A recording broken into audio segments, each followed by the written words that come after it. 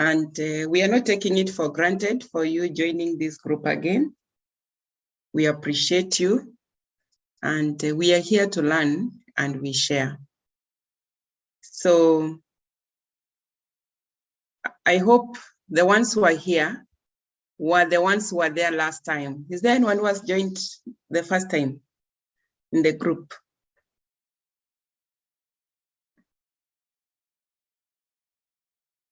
Okay.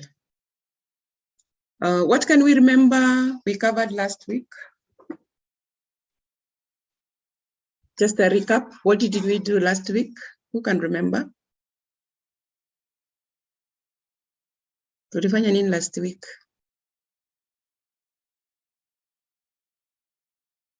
Lucy, you were in, eh?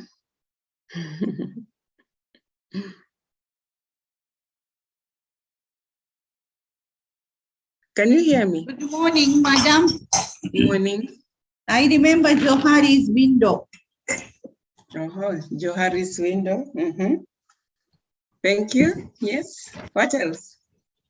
Let's just get a recap. Eh? And you know, we are adults. We can remember, we can forget, which is okay. Yes.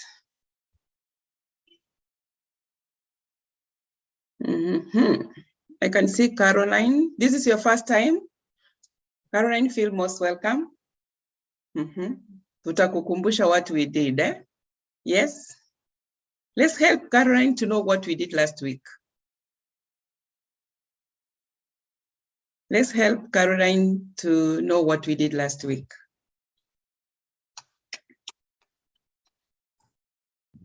Then can I try? Yes. Difference between counseling and guidance. Thank you. Tusaidie Caroline tafadhali. Ndiye ajue kile tulifanya last week.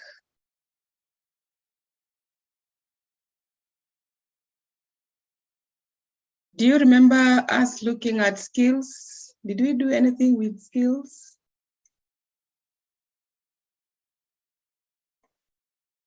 Skills in counseling. Do you remember? And there were so many, even though I was going very fast. How you're supposed to be listening, how you're supposed to be asking questions, how you're supposed to be feeling and using even the core conditions. Remember, we said core conditions are also skills, whereby if you have to have that good relationship with your clients, you need to have that, you need to possess the core conditions and those enhancement variables. That is whereby you need to empathize, accept your client the way they are. That is unconditional positive regard, and you be genuine. And we also talked about attractiveness, trustworthiness, expertness. This is what makes the client to continue trusting you and to have a good relationship with you, okay? And we looked at how we need to take a client through a counseling process, whereby we talked about we need to know how to take a client through exploration so that they can be able to go to understanding, and then thereafter take their action or they implement the changes they have learned. I guess those were some of the things which we looked at. And today, I want us, there's something I'd taken you through, but I went very fast, and we say that this is personal development exercises. And we say that before we go out there to help other people, it has to start with us. We have to understand ourselves. We have to know who we are. So we are going to look at this personal development exercise. Even though I mentioned about it, we didn't have enough time, but I want us, we look at one of these exercises we call my shield. What's a shield? What's a shield? From your own understanding, what is a shield? Yes? Na msiniambie ni ngao. What's a shield? What's a shield? Hello? What's a shield?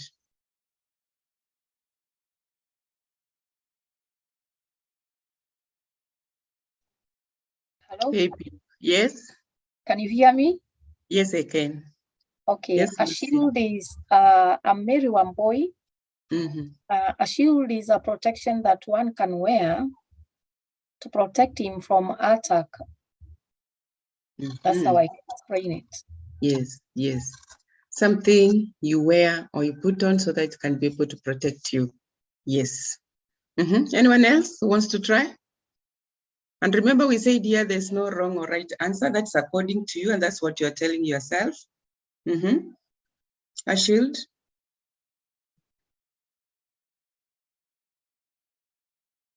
A shield can be a piece of metal that one uses to protect themselves.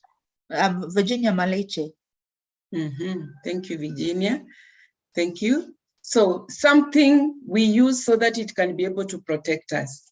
Something we use that in case someone is going to harm us or hurt us, it can be able to give us that defense. It can be able to take care of us.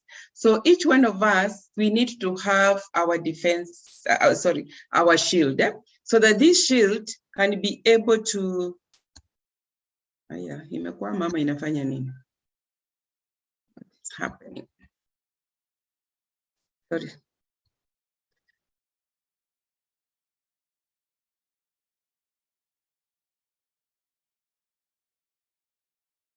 Something has gone wrong. What is happening?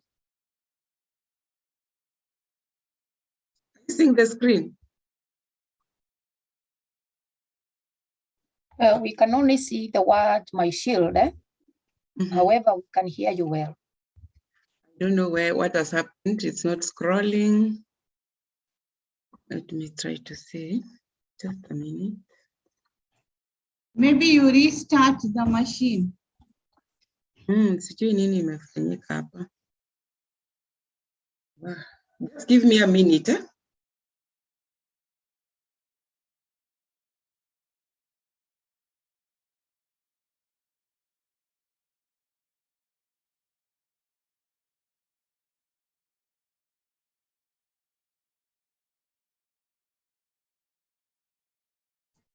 There you are. We can see now. Okay. Okay, thank you. So we're going to look at this shield, the one which protects us. And all of us, we need to have our own shields. Kila mtu anatakana kuwe na shield yake. So under this shield, I want us to do it very fast. This shield, which protects us, it has some components. It has 5 components. We have, each one of us, we have our achievements. Like when we talk about achievements, are those things which you have achieved in your life, you have attained, you have acquired, which make you to feel like this is something you have. When we talk about the fear, we have fear. And each one of us, we have anxieties. Each one of us, we have the phobia. So what is this you fear in your life? Then we have ambitions. Remember, we are saying each, now we are owning up each, and remember it's my shield. So when you look at it as I'm talking about it, you also have your ambitions. What is this ambition you have? Ambition are those things you are working towards so that you can be able to achieve them. So what is this you're working so that you achieve it? You want to work towards it so that you attain it. I want each one of us, we look at that. Then each one of us also, we have a person we value in our lives. A person you feel like this person can be able to give you a shoulder to lean on. A person, when you are so down, you can be able to go to him or her and you easily share with this person. Who is this person you have in your life? Then we are also going to look at the motto. The motto, this is a philosophy, this is a framework, this is what guides you. And remember, even at our workplaces, in our schools, in the institutions, they have mottos. So what is your motto? What is this which drives you? What is this which makes you maybe to work within that framework? So each one of us, we're going to come up with that. So I want each one of us in just like 2 minutes, you come up with your shield. Come up with your shield. Like if it was me, that is my shield. If you look at it, it has 4 components. This is 1, 2, 3, 4, where you can be able to put all the 4 components which I've talked about: the achievement, the fear, the person I value so much, the ambition I have. Then if you see the fifth component was the motto. And each one of us, we need to come up with our motto. So you put your motto here. And as you are coming up with these elements, your achievement, your ambition, the person you value, just draw. I want you to put them in a form of a drawing. In a form of a drawing, so that we can have like 2 people or 3 people sharing, so that we get to know what is the essence of this. So you draw your achievement, you draw your fear, you draw your ambition, you draw the person you value. But for the motto, put it in word. You put it in words here, 1DK. Yeah, like the one we used to see in school, forward ever, backward never. Put yours. Come up with yours. What is this which drives you? What is this which guides you? So that we can be able to talk about it. Is that clear? I'll give you very few minutes so that we talk about it.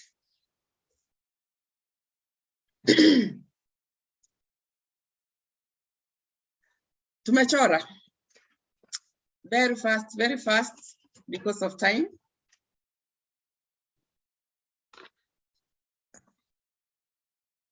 Your shield, not necessarily that it should look like hiyo yangu.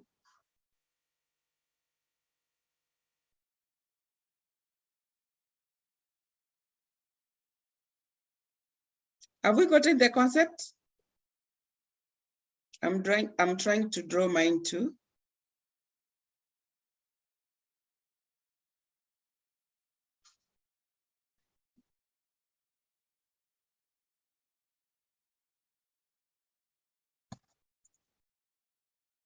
Are you done?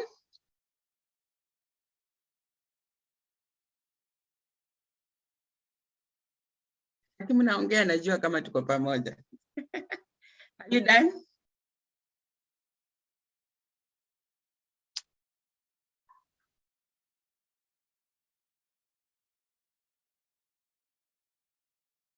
Kwani mnafanya NEC exam and you're not talking? I allow you to share.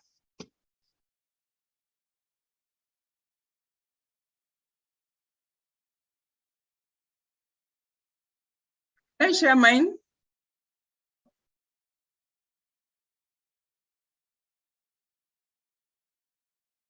Can I share mine? Okay, simuniongeleshe. Use the skills we learned. Zipporah, we are drawing the shield, and we said the shield is the one which protects us. And each one of us, we have our own shield. And under this shield, it has these 5 components. But I want you to draw your own shield. You put the first 4 components in that shield, and then you come up with your motto. You put it in words, but the first 4, you draw them. And I'm just giving a sample of the shield. I'm giving a sample of the shield. See this shield, it has the 4 components. Then the 5th one, which is the motto, you're supposed to write here. What is your motto? Okay, this one, you draw your achievement. And I want you to draw each one of them 1, 1, 1. I know there are so many. So you pick one achievement, you put one fear, you draw one person who is important to you, and you draw one ambition. Okay. Who can start for us, or do I start? Hello. And remember, even when you go out there, you're going to talk to the staff members, to your colleagues. If you want them to share, if you want them to talk about their issues, you have to walk, you have to at least move 2 steps so that your colleague can move 1 step. So the way I'm asking, who is ready to start with us? No one is ready to. This is the same way. This is what you're going to experience out there, so that you know how it feels when you're telling people, please let me know what you're going through, what the issue is. Mtu anakaa tu anakuangalia. Unakaa hapo unashindwa, do I continue or what do I do with this person? Do I chase this person away or what do I do? That's why I'm asking, can I start? Na hata mnyambi, it's okay. Can I share? Yes. Yes. Okay. Let me share on these shields. Like, as you said, when I'm showing, you're not seeing anything. Mnaona kakitu? Yes. That is my shield. But if you look at it, you cannot even be able to understand what it is. It is okay. That is why we say, even when children come for therapy, you can tell them to draw, and a child can draw something which you cannot be able to understand. But when you tell them to explain, that is when you'll come to know, yeah, you mean that is what it meant. Na iko na vitu nyingi sana. So I want to start my shield, and I will start with my greatest fear. And I'm talking about one fear, because we have so many. I have so many, but I'll start with one. My fear is not really dying, or not death, but dying without me preparing my children. Like leaving them somewhere where they can call a home. And this fear, I have it because I've seen children, when their parents pass on, you find that the people who are supposed to be supporting them are the people who are taking everything away from them. So I used to say in the quotes where children come up very early in the morning, awana boma, awana nini, wamenyanganywa everything. And then I was telling myself, I asked God to bless me so that I can have a home which I can call my children's home. Even if I die, they can get a place they call a home. So that is the only fear I have. And the most important person whom I value so much, I'm married, I have children, but the person I trust so much, it's my brother. My brother doesn't support me financially. He doesn't support me in anything, but he's one person who is there for me. When I have challenges in life, I can talk to him. He can listen. Mpaka nashindwanga alifanyia ka counseling wapi. Najafanya counseling, is an accountant, but he can listen. Just that availability, just that giving me a listening ear. I trust him so much, I love him so much, and I value him so much. My greatest achievement as for now, and I never used to know that it was an achievement for me, is the level of academic I have. Like, I have my master's and I have done another master's, and it's like I was supposed to do PhD, nikajiuliza nikifanya PhD nitaolewa na nani, hebu niachie hapo. So that academic qualification, I never used to see like hiyo ni kitu ya maana until when we were writing a CV, someone was telling me, Aki, unibadilishie. Ndio nikaanza kuuliza kwani aka kasivika na nini. So that academic qualification for me, it is the greatest achievement. My ambition, this is what I want to attain, but I think I need to be pushed because I've been singing about it, talking about it, and I've not taken an action, is I want to do my PhD. And this one I've been talking about it, but I know I need to do something because when you do your PhD and you're told that we are not going to continue working with you, you can hustle, you can do other things, you can go out there, you can talk to people. So that is the ambition I have. My motto, by the way, hard work pays. After doing all those, having my 2 masters and the others, I came back and I still went back to class. And I remember my spouse was asking me, where kazi yako ni kuharibu pesa? But I joined and I was doing higher diploma in human resource, curiosity. Ili nikimbisha miguu yangu nikajikuta huko. I'm not an HR, but I found myself there because I was asking myself, Why are they changing from personnel management to human resource management? Iyo curiosity too, it made me to go back to class. But let me tell you, hard work pays. As I did it, and I came out of that class, the next time I was being called, come and give a talk on counseling you related to HR, mpaka nikaanza kuuliza aya, kwani they are cousins. So from there, you find that for you to get money, you have to spend money. And I really appreciate for that. And that is why I say always, if you want to get something, you have to work hard for it. That is my shield. Higher. Any question? You know, when you're asking me a question, you use the counseling skills we learned, you're counseling me. Niulize swali. Kama hakuna, let's have the next person so that we can be able to move on. At least we want to have the two of you sharing so that I can give you the application of this. I can share. Okay, thank you. So let me start with my most important person. Let me start with most important person. The most important person in my life is also my brother. He's way younger than me, but I feel I can talk to him about everything, and I feel we've grown closer by virtue of what we've gone through. We lost our mom some time back. So, and that has made us become, each other's support system. So really I have my father, but my greatest, my most important person is my small brother. And then my greatest achievement, is not what I've achieved in terms of education or even what I do. It's mostly my healing from emotional wounds. And I want to just talk about trauma. I went through a lot of trauma when I was a child. So my greatest achievement as a person has been just healing from those things, because I really went through a lot and it had affected me, as a person.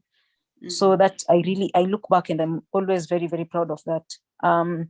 Greatest fear, I think, is to live an unfulfilled life. And the reason why this is a greatest fear is because I know what it feels like to live an unfulfilled life. At that time when I was going through a lot of trauma, effects of trauma, and I didn't even know who I was. So my fear is to ever live a life that is unfulfilled. My greatest ambition would be to actually do psychology, but more of outside the country, specifically in the UK. So I'd really love to do my master's in psychology outside the country, and to be able to actually to become a psychologist as well.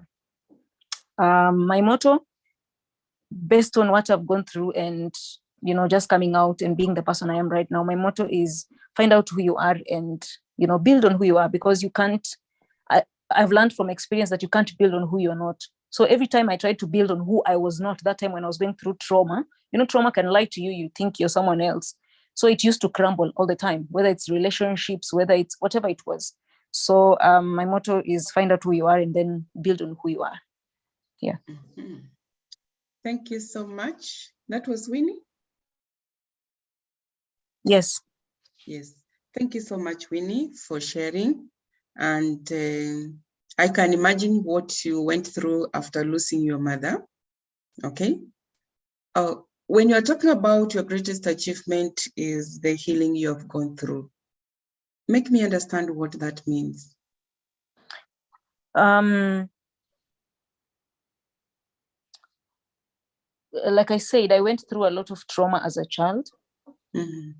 And for a very long time, I really struggled to forgive people, to find out who I was at the core of who I thought I was someone else because of what trauma had done to me. So just going through that healing process and staying the course, because it was really difficult. Yeah. So it was really difficult at first. I remember there are days I used to, cry. I used to, ask why me, I felt like I hated my family at some point. I went through a lot of, I like to call it a cocktail of emotions. So, and most of them are really negative. So the unforgiveness, the, feeling like I hate people, and I'm very expressive. So you can imagine I used to really express myself through all these emotions. But where I am right now, comparing to that time, my goodness, sometimes it's unbelievable. Yeah. So that's what I meant. Okay, okay. So kind of you had a lot of hatred to other people because of your mother's death? Well, it's not really just my mom's death. My mom's death came after. But as a child, my mom Okay. left me with my grandmother at only 3 months old. Mhm. So I never even had a relationship with her per se. So I came to live with my mom when I was 15. And of course, in the hands of my grandmother was also raising other cousins of ours. And we were a number of us. So she was really mean-spirited. I like her, but she was really a bad person to us as well. I think because of the pressure she was going through, raising other children again. You know, she's already done her children, and now me and my cousins are there. I think she was really, maybe she even had a mental health issue and we didn't even know from how she was treating us. You know, the way people say, my grandmother is really nice to us, and I can't say that about my grandmother. There are days, very few days where she was really nice, but other days she was just really frustrated, shouting, screaming, you know, abusing you verbally and such like things. So it was a very volatile childhood. And then now I came to live with my mom, and then I also lost my mom, and then I have a stepmother from my father's side who, and other step siblings. Life has been really not, I don't know how to call it, not stable. So, and some effects of even that kind of life, my parents' choices, I still deal with up to right now. But I thank God that I'm in a space where I'm able to, you know, soberly look at it and make a decision and move forward. And so that is my greatest achievement, just to be able to look and still make a.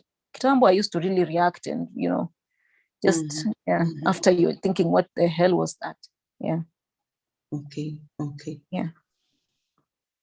What are you doing towards this fear? You talked about your fear. What are you doing towards it? How are you working towards it? To live an unfulfilled life. I think every day, I'd like to say for me, every day I try to. So when I look at my life, I've figured out a couple of things, you know, what my values are, and I want to live every day. I want to live out my values. Well, I want to live out loud my values, because I believe that our value systems there's a reason why we value the things we value. And sometimes even our reactions are actually embedded in those values. Sometimes we don't know it's our value until someone maybe crosses a line and does something different to us. And then we realize so I had to figure out what are my values, and then it is much easier to communicate rather than to react. And also just to be able to find out what it is that I can share with the world, whether it's in my workplace or in my own little ways through social media and all that. So I try to impact as much as I can, and also just to live a life that I love. Okay. Yeah. Okay. To live a life of peace, you know. Yeah.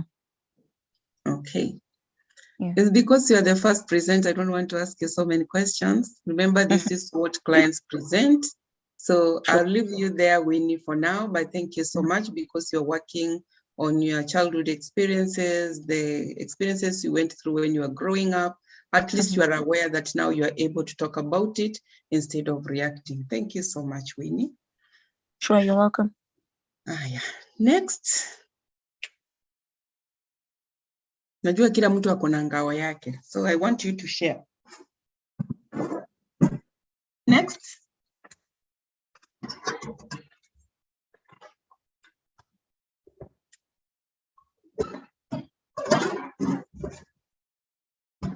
Hello. Next.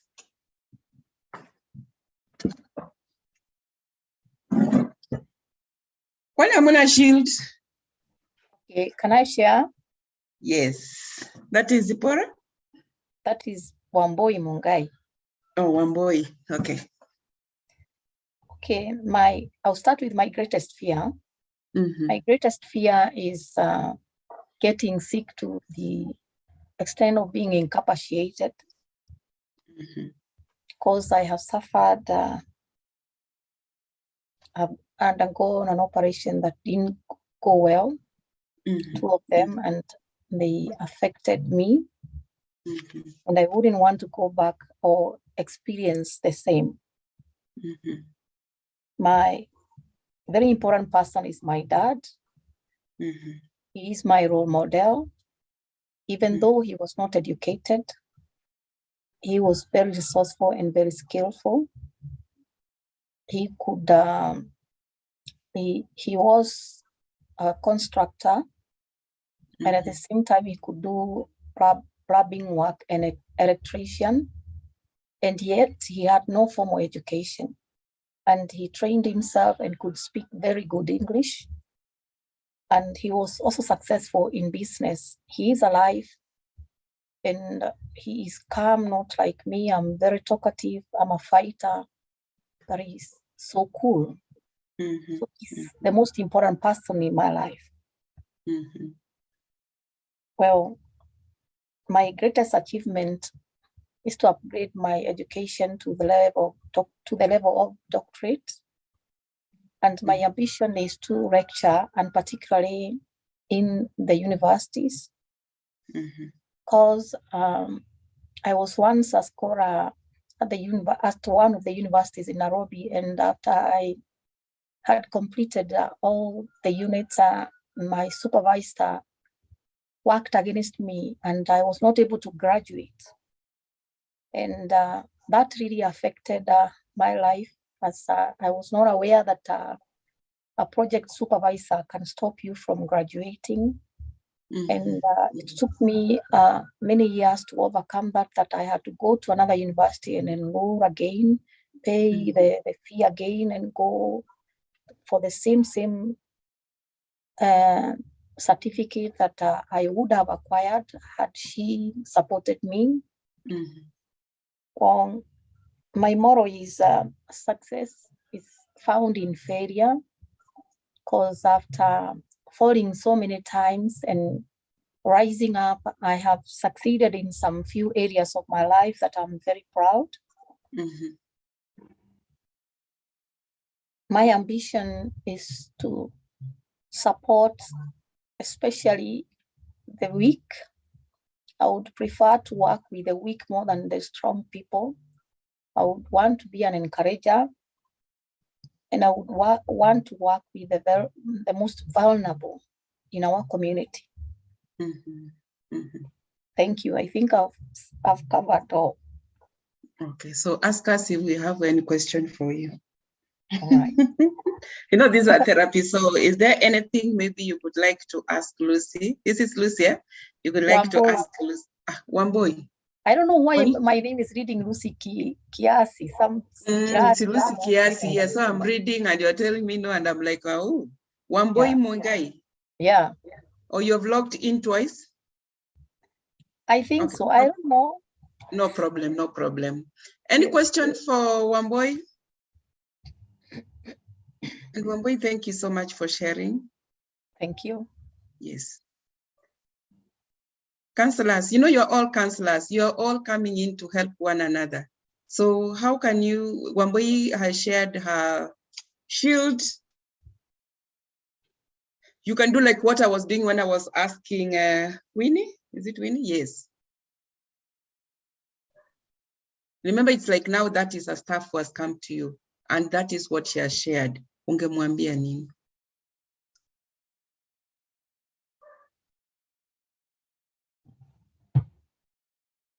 Okay.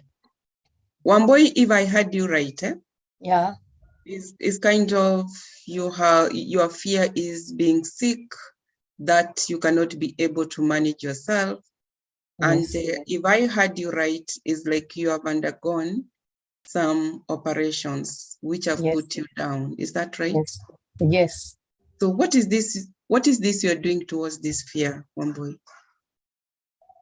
Well, I normally go for medical checkup after every year, and try to eat healthy, and also exercise, and also trust in God that He will keep me healthy. Yeah. Yes, yes. And this is what has helped you to move this far. Yes. And what made you, what are you doing towards this ambition? I heard you want to assist other people, to support other people. What are you doing towards this ambition? Well, currently I am serving at our church as a counselor. And I requested the pastor to give me more duties, because I feel that I have too much, and I want to share with other people. Mhm. So in the essence of counseling, I'm also an encourager. Mhm. And I really feel very powerful when somebody comes very weak and I talk to them and they rise up and get strength. Mhm. So like my strength, I find it in those weak people.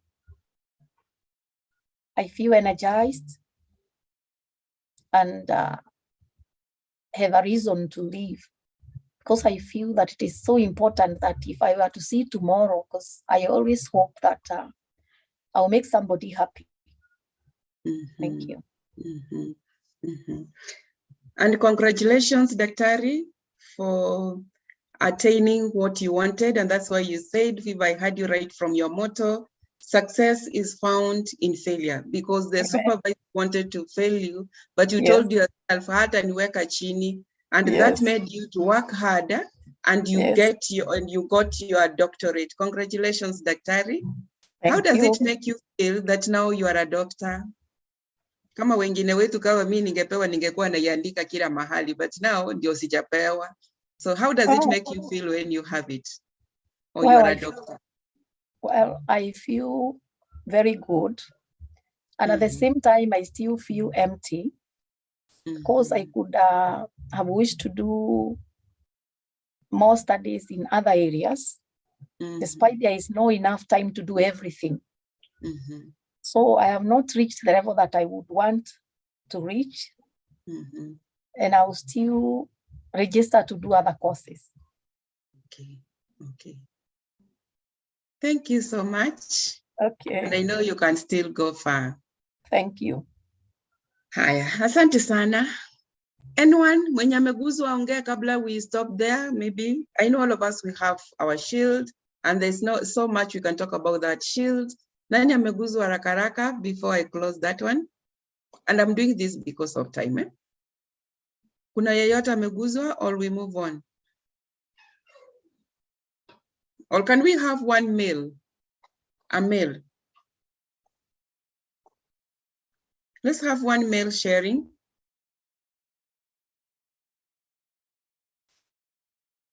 Is there a male in the group? Nisaidieni, is there a male? So that gender issues, eh? Kuna male? Nisaidieni kama hakuna tuendelee. Is there a male in the group?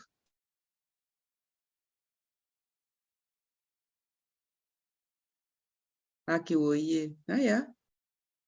Hakuna? Ndio kina HRM wako hapa. Anyone else? Anyone who wants to share so that we move on? Are you seeing what I'm experiencing? Like I'm saying, share. Kila mtu ananyamaza tu. Kila mtu anakaa na kashildi kake. That is also what you're going to experience out there when you'll be telling the staff members, please let me know what is making you not to perform. Eh? So don't feel angry, because this is what you are also, the way you are feeling, that is even all those people they'll be feeling when you are telling them to share and they're not going to open up. And I'm talking lightly because these are some of the experiences we are going to get out there. So if there's no one who is ready to share now, I guess we can move on. What lessons are we learning from this sharing? The three of us, we have shared. What lessons are we learning from this exercise? Is there a lesson you have learned from this sharing?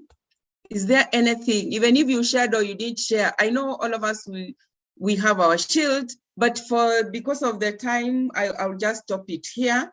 I want you to give us the feedback, whether there's anything you have learned from the three of us who have shared. Kuna kitu mumelan? Also, even trying to listen to yourself, what you could have shared. Is there anything you have learned?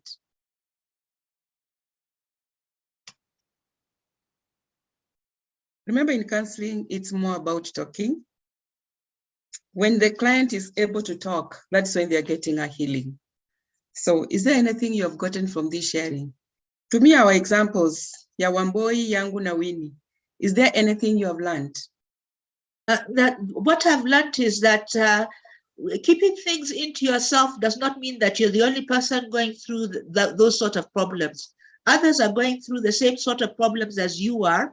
And by opening up and talking to others, you find out that you are not alone also in the problems that you may be going through. That is Maleche? Yes. Maleche, what is your fear in your shield?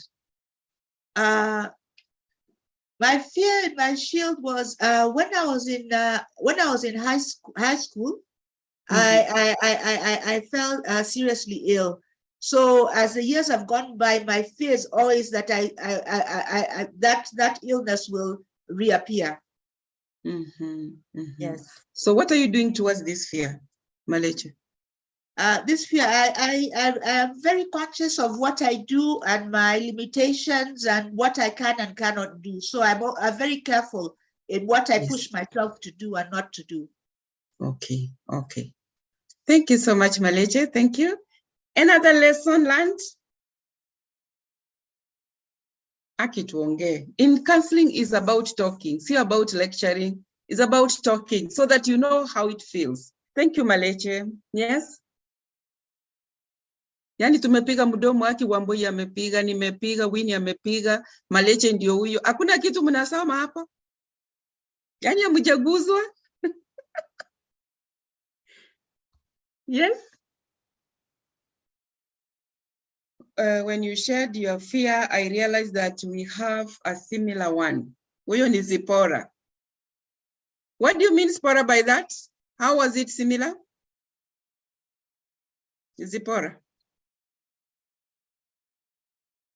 Zipporah is saying that when I shared my shield, nilienda kutrigo zake zikaamka mahali zilikuwa zimelala. Yes, mwalimu. Yes. I grew up in a family where we were not that well off. And then mom passed on when we were still very young. So dad had the burden to carry everything plus. I can say like the extended family is the only son who was surviving. The other one had died and had so many wives. So surviving in between was never easy. And I have siblings who are like my sisters who are younger.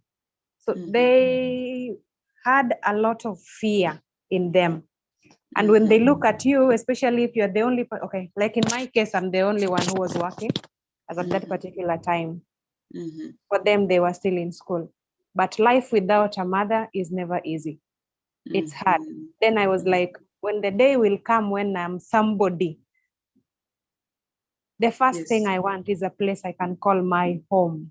If God can give me more chances, I only pray for, the biggest thing that I pray for is to give me life to take care of my children, at least until they are somebody where they have a job somewhere, they are the job security part from their end, such that even when now I'm gone, I know their future is a bit on the safer side. Yeah. The only difference we have is you are the person, the most important person to you is your brother. To me, my dad is. Okay, okay. Thank you. Thank you and so I strive much. to excel as my motto. Okay. Thanks. Thank you so much.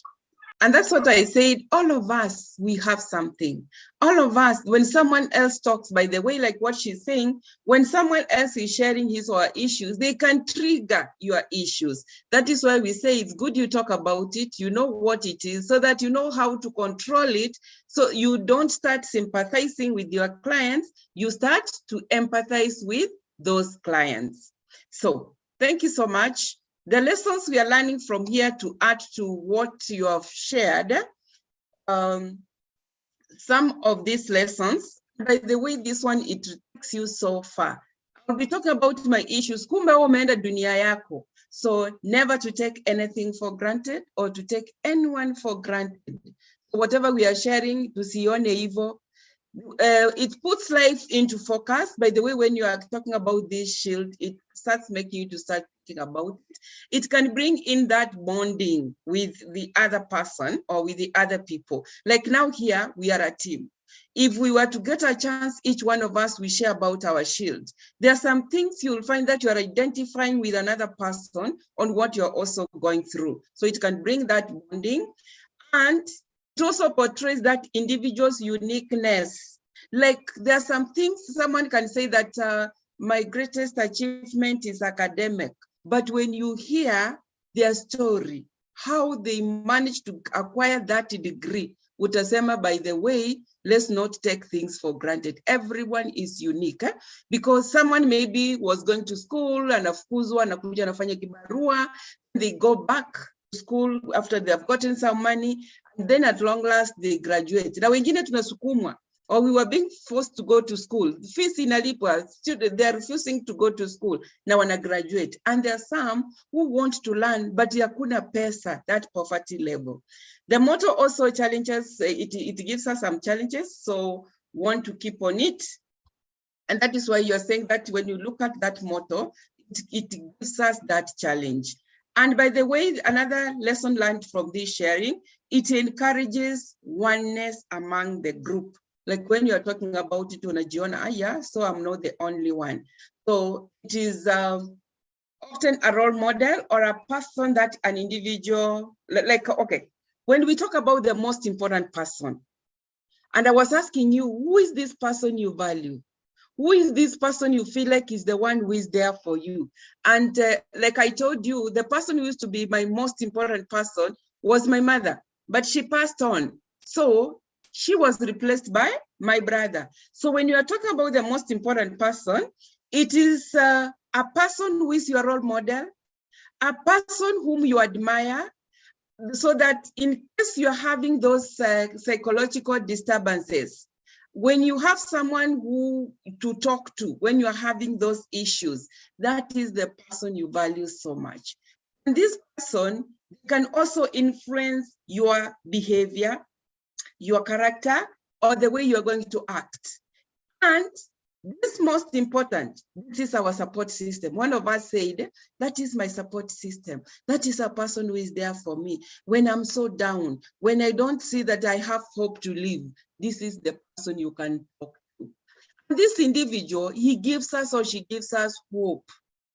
Yani unaona, you are not the only one. Someone is there for you who can listen to you. Especially when you are faced with those challenges, as I said, they also act as a resource in one's life.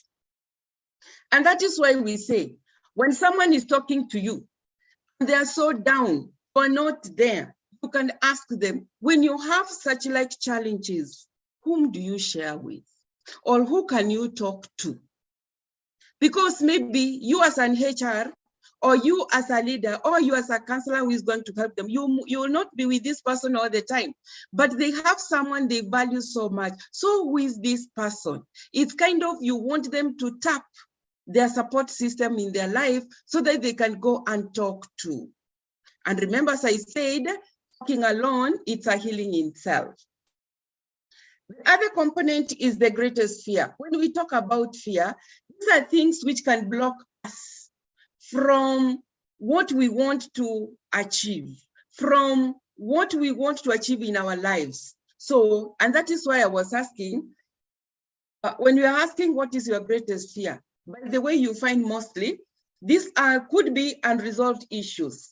And if you had them very well from Winnie, from Wamboi, you have heard from Munyango, she has also talked about it, these unresolved issues, they are either from our childhood experiences or the adulthood experiences. When you are growing up, what is these challenges you went through? Like what Winnie was sharing with us, if I can remember well, those childhood experiences, the traumatic experiences, how she grew up with the grandmother, how she did all those ones. So you find she has that fear. She also doesn't want to see her children growing up, how she also grew up.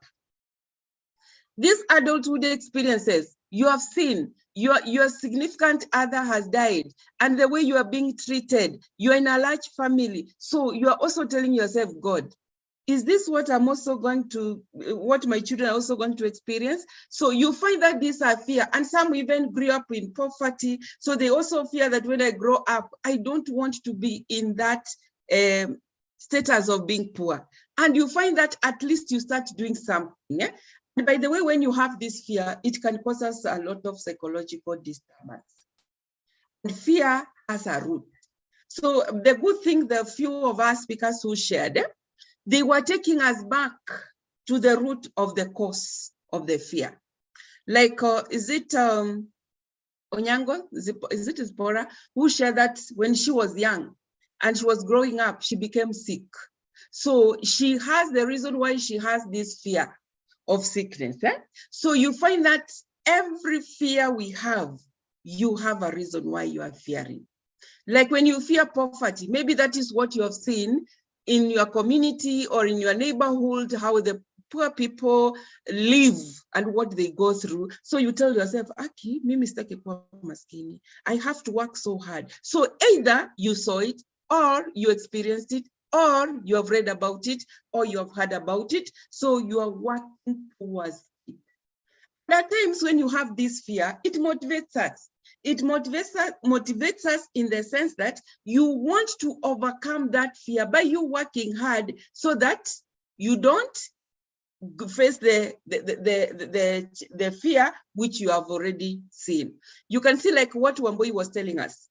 Her fear, like she wanted to perform, she wanted to succeed. But remember, the supervisor brought her down. What did she do? She worked so hard. She went to another college, she enrolled, and she succeeded. So this fear, the fear she had that she might not get it from this university, she had to go and do something else different, which motivated her. And at long last, she overcame that fear and she got it. So it is important to work through our fears. That's why I was asking, what are you doing towards this fear? You have to do something different. You have, like now, I'm talking about the fear I have is dying and leaving my children without anything. And this is Flora talking. We have bought a plot. Na si atenaandikwa Mr. and Mrs. Because anyone can be Mrs. That is Flora. Unaandika jina ya Flora Orenge and spouse Orenge, iyo majina yote, so that in that title, at least na mimi niko na kakitu. Watoto wangu watapata kakitu. That is me. I don't know about you. When clients come to you and they're talking about their fear, get to know this fear. Ask them, where is this fear coming from? So that you get to know, is it from childhood experience? Is it adulthood experience? What are they doing towards this fear? So that they don't come face to face with this fear. Because you have to do something. You cannot just fear and you sit. And remember, some people, when they have this fear, it can block them. They cannot progress. They cannot work towards actualization because they're telling themselves, I'm going to fail. And they have not failed. Then I was asking you, what is your ambition? Your ambition are those things which you have not attained. And when we talk about ambition, it's about an individual goals. What is this you want to achieve? What is this you want to attain? This, when you have an ambition, it helps you to be focused. To get focused, it gives you that direction. And we have something, each one of us, we are aspiring to do. Like I know, we are telling ourselves like, maybe whatever you are doing, from next year, I want to do A, B, C, D. That is your ambition. So it is giving you a direction. It's making you to know that this is what you want to attain. So you are working towards that goal. So when we talk about this ambition, by the way, it motivates us so that we can be able to reach our goal. You work towards that. And it also raises our self-esteem. It helps us to get focused. When you are working hard and you want to attain it, it's going to raise your self-esteem. Everyone has a desire to achieve, and lack of it, if you don't have an ambition, it's going to make you not to self-actualize. Self-actualize, not to attain whatever you want to. So, and every person needs to have an ambition. At least you need to tell yourself, like I used to have my colleague, and when we were filling some forms in the office, she kept on writing masters ongoing. Nilikuwa namwambianga wacha kusemanga masters ongoing. Wewe sema una masters. So she told me and that she was now going to work on her masters. Do you know, she got focused. She worked on her ambition. She attained her masters. And I used to tell her, wacha kutuandikia hapa, it's ongoing. She finished, she enrolled for PhD. which I'm talking about as my ambition. She has completed her coursework, but ananiambia, Florence, you come, we do this. I have not started, but she's there. So she got focused, she worked towards her goal, and she attained what she wanted. Now her ambition is to complete her the PhD. So, and that one, it will make your self-esteem to be high also. The greatest achievement. I know at times when someone asks about the greatest achievement, nasema ana brag, anaringa. I want to stop writing. Linda, you are writing ongoing, eh? Yes, you need now to sit down and you talk about it. Eh? So the greatest achievement, these are things you have attained. So when you are asked what is your achievement, ringa, that is yours. It is what you have worked so much towards, and you have it, you own it. Why can't you talk about it? There are some people even who say, my greatest achievement is completing Form 4. Hey, appreciate them. My greatest achievement, nimenunua kuku 3 ziko nyumbani. That is an achievement. So according to this person, it is what they are valuing. It's what they are looking at, and then they're telling themselves, oh, I have tried, because we are all different, we are all unique. So whatever achievement a person comes up, even if someone tells you her greatest or his greatest achievement, ametongozwa. Don't say, kwani hiyo ni kitu. According to that person, that is something they feel it is great. At least someone has talked to me. Na pengine hajawahi ongeleshwa na mtu. Wewe ndio wa kwanza kumuongelesha ama kuongeleshwa. So you find that, let's not take it for granted. This achievement, when you are talking about your achievement, it enhances the self-esteem. You remember when I was asking Wamboi, she's a doctor. She has her doctorate. How does it feel, Wamboi, that you have this doctorate? Did you see her smiling? And I thank God she was on video. She smiled. You know, it gives you that self-esteem. It feels you to feel like you are a person who is worth. When we talk about this achievement, it's a wake-up call to each one of us, especially the people who have negative thought system. Mimi hakuna kitu nimefanya, mimi sijawahi pata hii, mimi sijawahi. You're only talking negative. But ask them, is there anything you have ever achieved in your life? I saved a life. I supported a family which didn't have food, and I fed them for like 3 months. That is an achievement. That is something which is positive. But we are only looking at it. We forget about the positive things and we start talking about negative. And when you talk about these achievements, by the way, it brings about self-appreciation and confidence. I don't know whether you heard me saying, after my master's, and I've done Master of Philosophy, and I never used to see like it was something. But when people started appreciating, like, hey, your CV looks good, is when I went back and I listened to myself and like, yeah, if others are seeing something in this CV, kwa nini mimi nisione? So I started appreciating myself, and I started even having confidence. I never used to tell people I have masters. For what? When you are looking for a job, someone tells you, ungefanya masters, unamwambia niko na masters. Masters, utapata hiyo kazi. So what is this masters for? So, but if you go back and you sit down, it will bring that appreciation. It will make you to have that confidence in yourself. So these achievements which you have attained, they raises one's self-esteem. They make you to feel like you are worth, you are of value, you are significant, you add value. And it waters away our failures. I know all of us, we have failures, but this achievement makes you even to forget that you have failures. And every person has a desire to achieve. So when people come to a session and they are so down, they are talking negatively, they have not attained this, they have not done this, everyone hates them, no one is appreciating them. And we usually say, if you are not appreciating yourself, how do you expect other people to appreciate you? If you are talking negatively about yourself, how do you expect Flora to talk positively about you? It is you to start talking about yourself. You appreciate yourself. You take care of yourself. You feel like, hata kama niko vile niko, that is how God created me. Na hakuna kitu nitabadilisha. So you appreciate the way you are. Let's not start comparing ourselves with the others. So we want to appreciate ourselves the way we are. And if you start having that positive attitude, it's going to boost your self-esteem. Motto. Like as I was telling you, you have the motto. This is a philosophy of an individual. This is what guides you. Like if each one of you, you look at those mottos, they give you the framework within which you operate. As you are sharing,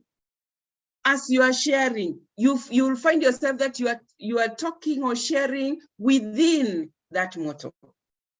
Within that motto. So it's a framework which we operate within. And our motto also gives us or makes us want to focus on our goals, what exactly we want to achieve, and it's a driving force. Every time one thinks of giving up, the motto continues moving on. Like I'll use the one for one boy, success is found in, was it in the failure? Yeah, it is found in failure. Yes. So remember that's why when she wanted to give up, akaangalia hiyo motto yake, failing, I should work so that I can be able to achieve. I should not remain there. Ukianguka, kuteleza sio mwisho wa kuamka. So you wake up and you start and you continue with whatever you are doing. So please also look at your motto, the ones who share, and you see how it can help you. So in a counseling session, client can come, like the 3 of us or the 4 of us who shared. Remember, we were your clients. You can use this shield so that you can be able to help that client. When they are talking like no one is there for me, and I don't know whom to talk to, I don't know, I don't have anyone who is so take them to the person they value. When they are talking about, I don't know what to do, I don't know how to plan what I can be able to do, mshahara yangu ni kidogo, hata sijui vile nitaishi, ask them about their ambition, because you have to have an ideal self. You have to have something you want to attain. When someone is so down, ask them their achievements. When someone is saying that I cannot be able to do this, what is this which is making them? Is it because of the fear? Where is this fear coming from? What are they doing towards this fear so that they can be able to move on? You can counsel someone using that shield. Maswali unatoa within that shield, within those components, and you help someone. And when someone is down, wherever enda to boost their self-esteem, ask them. And remember, when someone talks, anything they talk positively, any achievement they have attained, please speak of it and you say, that is so good of you. Hey, that is good. If you manage to do that, I know you can do more. You know, someone feels like, aya, kumbe kuna kakitu ndani yangu. So why should I end my life? That is how you can be able to help your client. Any question on the shield? I wish we had all the time. When someone talks, they share about their shield. Now you can come in, you ask them using the questioning skill or using all the skills which we learned to help this client so that they can also be able to help themselves, especially on the component of the fear. It makes clients to be so emotional. So emotional. It is okay. Take them to that level so that they can be able to vent out those emotions. Any question up to there before I talk about something else? That is an exercise which you can give your group, your team, they talk about it. And I also want to talk about another personal development exercise, which is the self-concept. If there's no question on the shield. Any question on the shield before I move to something else? Any question on the shield?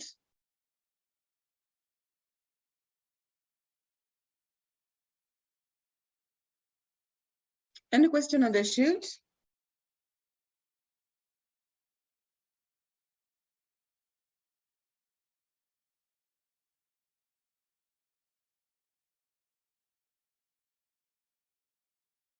Akina tulisoma skills and I'm not seeing us putting them into practice. Yes? Okay. Keeping quiet means? We move on. Huyu ni Wambui amesema. Thank you, Wambui. What about the others? Keeping quiet means? Hello, keeping quiet means? Hata hiyo mwezi ongea jameni. Okay. Hiyo tutaiona mahali tuko na resistances, mujue tu, you people, you have resistance. Yes, Winnie? Keeping quiet means we go on. Okay.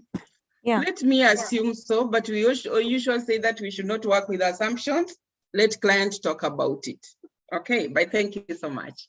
Tutakuna mahali, are you seeing the way maybe you're acting, I'm asking questions, you're keeping quiet? Kuna mahali nitawapata, but it is okay for now. Means we have understood. That is Sheila. Haya, wacha tuassume hivyo basi, as you are saying. What is self? What is self?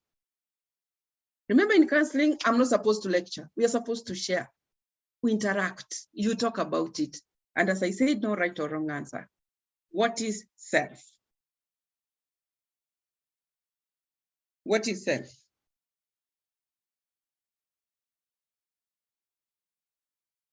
What is self? When I'm asking, kindly unmute and respond or chat. What is self?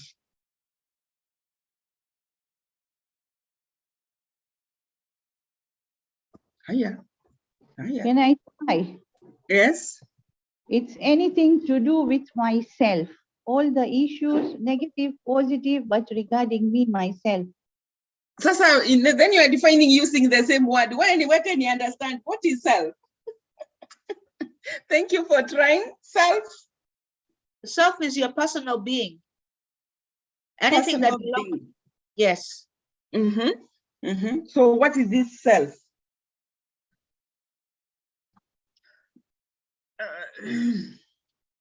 Self is all about me. Yes, me. So when we talk about self, it's about me, it's about I, it's about an individual. Okay? So that is what you're going to look at. It's about me, it's about I, it's about that individual. So that is what we are going to look at. And we say, as I told you, before we go out there to help other people, we have to understand ourselves. We have to know who you are.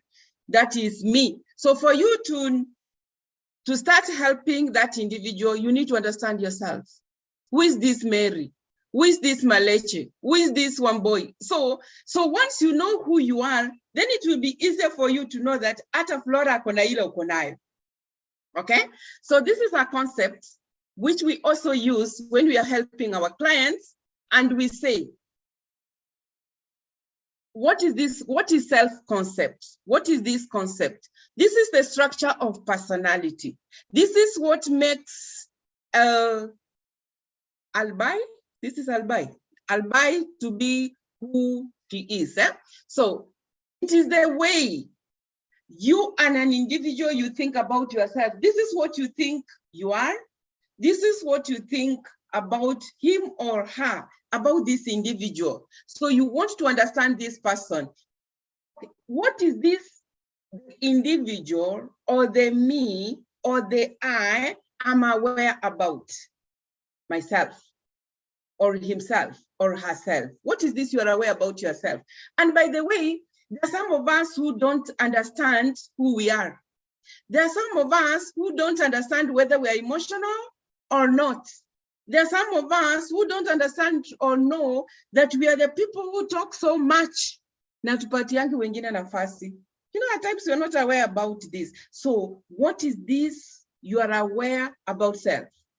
What is this you are aware as an individual? So this is what we are going to look at. This is what is going to help you to understand who you are. And this self-concept, it gives us a central meaning concerning an individual, how he or she relates with the other people around them. Are you a person who can accommodate the others? Are you a person who can listen to the others? Are you a person who can be given feedback? Are you a person who knows to talk to other people? ama ni ule tu perepere, you don't care whether you are hurting the other people or what you're doing to them. So this self-concept, it also defines territories for us. Ni kama inatu guide, that for you to know who Flora is, there are some territories you have to know. Ni gani hii inamsumbua, or which component or which element is disturbing Flora. So we are going to look at this. It's a model. And when we talk about a model, it helps us to understand this individual, this person, this me, this I. When we talk about this self-concept, we are going to look at the self-image, ideal self, self-esteem, and we are also going to look at the body image. So when we talk about self-concept is, who am I? Self-concept is going to tell us, who am I? So you as the person, like now in this group, we are 21. Who are we? When I talk about who are we, you tell yourself, who am I? So as you're talking about who am I, this is what is going to help you to understand who you are. Because at times, we don't know ourselves. Like is there confidentiality in this group? Kuna confidentiality. Remember, counseling, the core is confidentiality. Kuna confidentiality in this group. Is there confidentiality? When I'm asking that, there are some things I want to talk about myself. And these are things also we are talking about ourselves, like when we are sharing my shield. There are things we talked about ourselves. Please let them remain confidential. So are we still having confidentiality here? Kuna confidentiality? Yes, madam. Yes, madam. Because if you are not assuring your client of the issue of confidentiality, atakufa na mashida yake. Mpaka najiuliza, what is the need of talking about it? They are going to use it against me, especially some of you who are HRs. Some staff have issues, but they fear coming to you. Suppose I talk, ndio itakuwa story ya HR, ndio itakuwa wakiongea kwa wengine. So what are you supposed to do so that those staff who have issues, they can confidently come to you and talk about their issues? Like, I didn't know who I was until I went for counseling. And all the time I used to go for counseling sessions, and I'm talking about this. You remember the skill of self-disclosure? You share the issues which you have gone through and which you have resolved. And even if you hear people talking about them, they'll not make you vulnerable. So I'm using the self-disclosure skill. So I used to, when we got married, I used to have issues with my spouse. Ile masiku ya kwanza ni kama unataka uingie kwa reli, yeye anakutoa kwa reli na wewe unamtoa kwa reli. So those days, all the time we are having differences, tunaenda kangaroo courts. Kangaroo courts, he calls his relatives, I call my relatives. So we sit, we talk. And everyone knew Flora was the politest person, humbled girl. That time I was a girl. Yani hakuna kitu utaongea negatively and they take it. Until one time when you were in that kangaroo court, mpaka wakasema, Flora ni mpole sana. You know what my spouse told them? Wache niwaambie, Flora ni kitu mbaya. Hii ni ule tu utapewa one day, useme tafadhali chubeba mzigo wako uchukue. I didn't know. And by the way, and by true, when I went for sessions, it's when I came to learn, I was worse than my spouse. Yani akiongea, kwani mimi ndio sikupewa mdomo, na mimi naongea. Akitukana, na mimi natukana. So I didn't know that I was too emotional. Ni kama kuna moto inawashwa, unaongezea mafuta juu. But when I came to discover who I was, that I was a person who had a lot of anger, I was too emotional. By the way, that small thing, it helped me. Mpaka siku hizi mzee ananiambianga, I stopped talking. In fact, akianza kunitukana, I keep quiet. Mpaka juzi, even recently, he keeps on saying, I just want to behave like you. Yani mtu akikukasirisha, hata akugombanishe, unakaa tu, and don't walk away. Kaa tu, msikize, amalize, aende.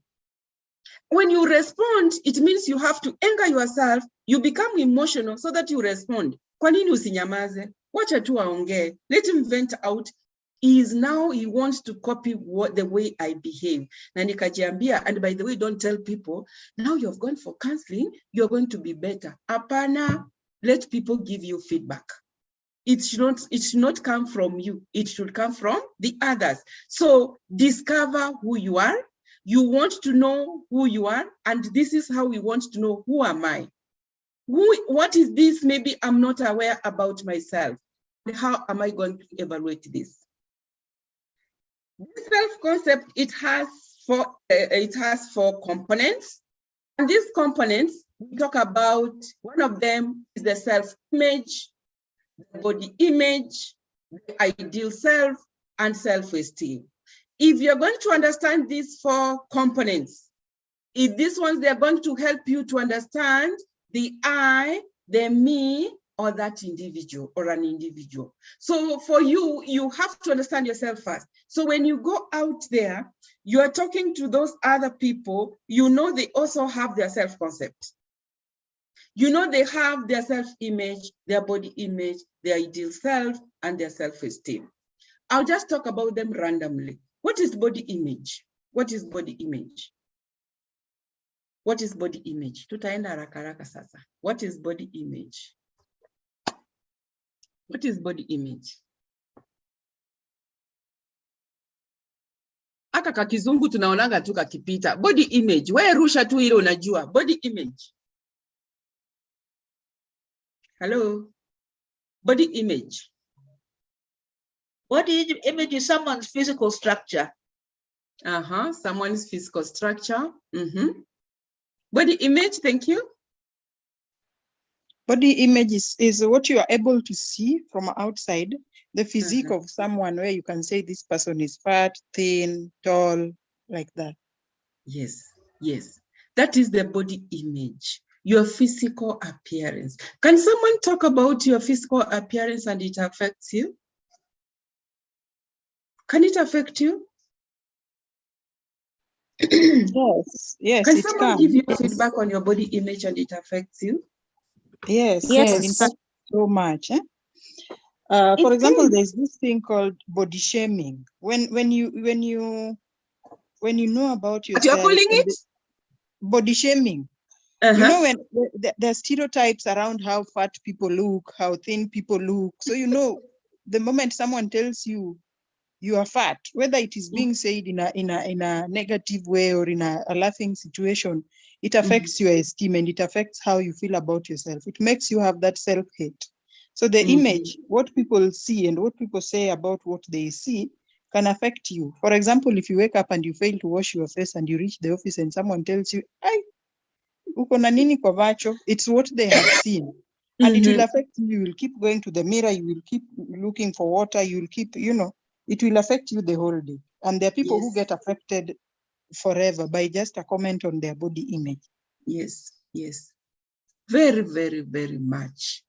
And it can affect you. Was it on Monday or Tuesday? I had a client and I went to visit this client at the workplace. This is a client who just fell sick there, hardly 4 months. This is a client whose body image was like, unaona wale wanapenda kwenda gym to keep fit. So she used to jog every morning. She used to go to the gym. And all of a sudden, she just fell sick. She started losing weight. Now, when she's going to hospital, there's no hakuna ugonjwa. So this lady, she was working in a front office. And as she went there now after becoming sick, one of the customers came na kamwambia, wow, umepunguza ndakuletea present. Haya. Unajua ile unaongea ukienda. Then another one came. Kwani umereduce aje? Uko na ukimwi. So, the way maybe you are familiar with someone now, you just talk and you go. But you are not sure when you are talking, you are not maybe aware that you are hurting someone's feelings. Do you know this lady, when she was talking to me, she was crying. It made it like the HR had to remove her from the front office to give her other assignments because she has cut weight. When you compare how she was and how she is now, it's not comparable. You cannot compare. And she's going to hospital na hakuna ugonjwa. And someone is telling you, kwani ni ukimwi? Kwani ni body image? It can affect someone. And that is why we say at times when we are also talking to people, or you are getting Flora, nilikuona kwa online, maybe you are looking, your face was well, but now, what happened with your face? Na saizo maybe I've been very, very sick, and here you are unaonyesha alama ya mshangao. It can affect someone.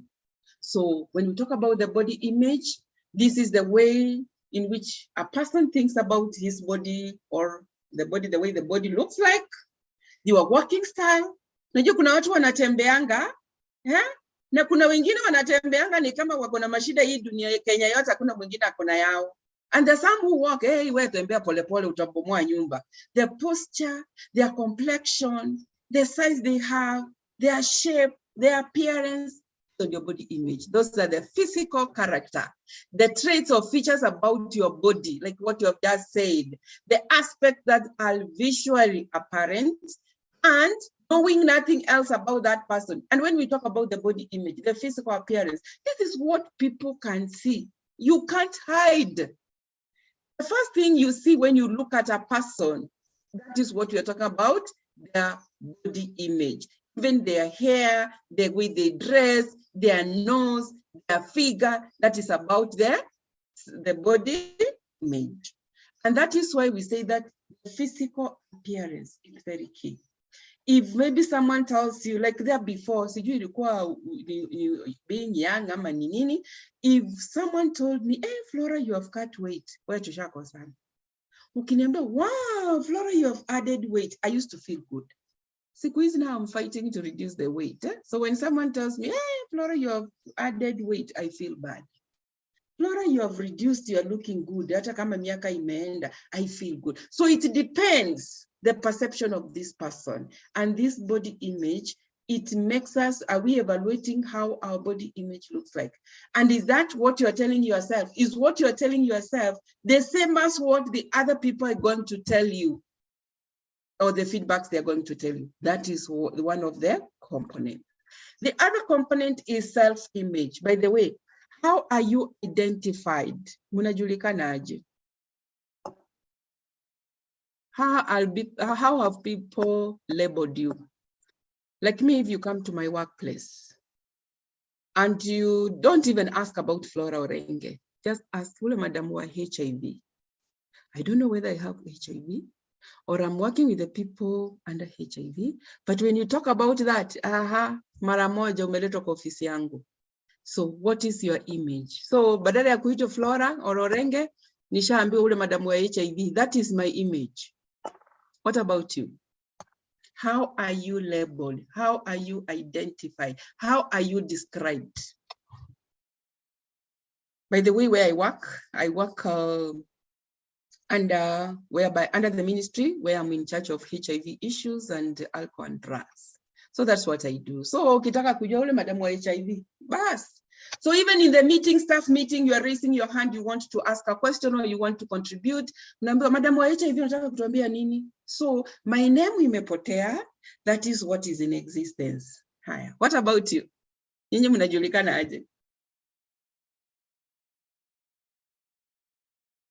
Hello.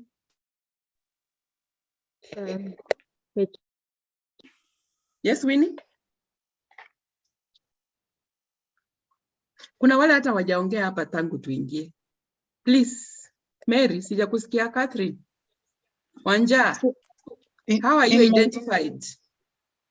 In my former organization, they used to call me ECD, or nurturing care, because I used to run some project on early childhood development. So they used to call me, yes, ECD, can you tell us something?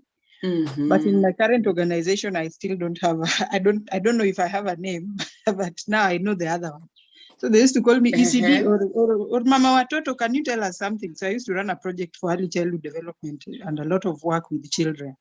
So Mama Watoto, can you tell us something? Yes. Hata ukaichukulia positively, si ndio? Yes, because I love doing ECD work. Yes, thank you. Thank you, Linda. Yes? Nani nyinyi hamna labels, Caro? Good morning. Morning. Hello, I'm at my workplace. I am identified as a soft spoken person. That is, I don't talk much in the office. Hata kwa group ndio ongei. Okay. So wale wako perepere kama Flora, they can they can work you up. Yeah, silent followers. Yeah, silent followers. Okay. Yeah. Karen umeongea HR, they often refer me as an HR. Winnie is saying as an HR. Na mkiwa nyumbani mnajulikana aje? Na mkiwa kanisani, mkiwa chama cha wamama na jamen, how are you identified? Yes, those are the labels we are talking about. There are those identities. There's that which describes us at Jesus girl. Winnie unaitwa Jesus girl? Wow, that is a wonderful one. Oh, nyumbani ndio unaitwa Jesus girl? Yes. Am I the one reading? What does that mean? It means I love Jesus. Oh, okay. Yeah. Okay. Hiyo msichana wa Jesus. Oh, that is a good one, eh? Haya. Is there anyone who has a negative label? By the way, there's a time I was being called, Ebu ambia huyo dictator. Even my colleagues tukienda mahali, dictator, and I didn't know. And by the way, I was not aware about it. But it is the nature of my work I do. Whereby, wacha hiyo sasa nimewambia HIV and AIDS. When I was in the field, you are supervising the people who are reforming, who have come from prison, whom you want to assist so that they can be able to reform and be reintegrated in the community. And they have to report to you. So you have to talk with that command. You have to talk with that authority. Ndio hao wafungwa wao wanakuja kuripoti kwako when they are still living in the community. Wacha hii hapa sasa najaribu kutumia core conditions. When I'm talking with those people, you talk with that authority. Mpaka nikakuja mzee ananiambia, wewe, mimi si wale wafungwa wako. Mpaka nikajambia, haya. And then another day, nikienda somewhere with my colleagues, wewe, you are commanding people here. You are dictating us. Then I became aware about it. I was not aware. That's what I'm talking about. What are you aware about self? How do you evaluate yourself? This is what others are seeing. Maybe you don't know about it, but you can be made aware about that. So thank you so much for the ones who have shared. And I know each one of us, we have them. Mama so-and-so, Baba so-and-so. Those are labels. That chair lady, the guild leader. Those are images. Those are labels. It is a way an individual perceives himself. How do you perceive yourself? This one, it includes even the feedbacks. Yeah, from the society, which we have internalized. We have made them to be part of us. So ukiitwa baby Jesus or usijuhu Jesus or ukiitwa siji that HR or ukiitwa mama watoto or ukiitwa whoever, you take it to be part of you and you say, hiya, you are and you don't even comment because you have accepted it and you are moving on. And it's about the labels we use to identify ourselves, even where you stay, unasema, unaona, ukifika pale kwa ule HR, hapo chini yake ndio kwangu. So people use those labels to even identify, ama ukiona kwetu, in fact, someone was calling me, na niliwafanyia training kitambo when Telecom Kenya was retrenching. I don't know whether it was 2015. He called me the other day, madam, nilipata namba yako nikakukumbuka. Mimi niko Eldoret. Yani kwetu, unaruka tu shamba mbili unafika kwa kina Ruto. So that is identity, want to identify himself, na ule president. So it is near there. So the labels we use, which gives us that image. The idea one has of his abilities, what you are able to do, they can give you that self-image. It can describe who you are. Like when I walk in the streets, unapata we are with my colleagues, alafu nasikia unauliza, bari mwalimu. So wote tunaangaliana, because they're looking at you, it's like no one here who is a lecturer, na unaitwa mwalimu. But those, because of that ability, or because of your personality, it gives you that image. That is how we identify ourselves. How you see yourself.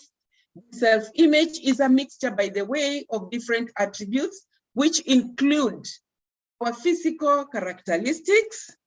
It can give us an image. Our personality traits. You're a person who is outgoing, she's friendly, she's kind, or he's kind. is lazy, hardworking, hey, hizo zote. So I was asking na positive. What about negatives? Okay. Or this self-image also can be from our social roles, the roles we play as an HR, the responsibilities we have as counselors, as lecturers, as leaders. All those ones can also give us an image. And we adapt some of these situations, and they make us to have that image. So that is when we talk about the self-image. So, and by the way, when we talk about this self-image, it does not necessarily coincide with the reality. You might be telling yourself you are kind. Like, remember what I was telling myself, eh? All people can say Flora Nimpole. Remember what I was saying?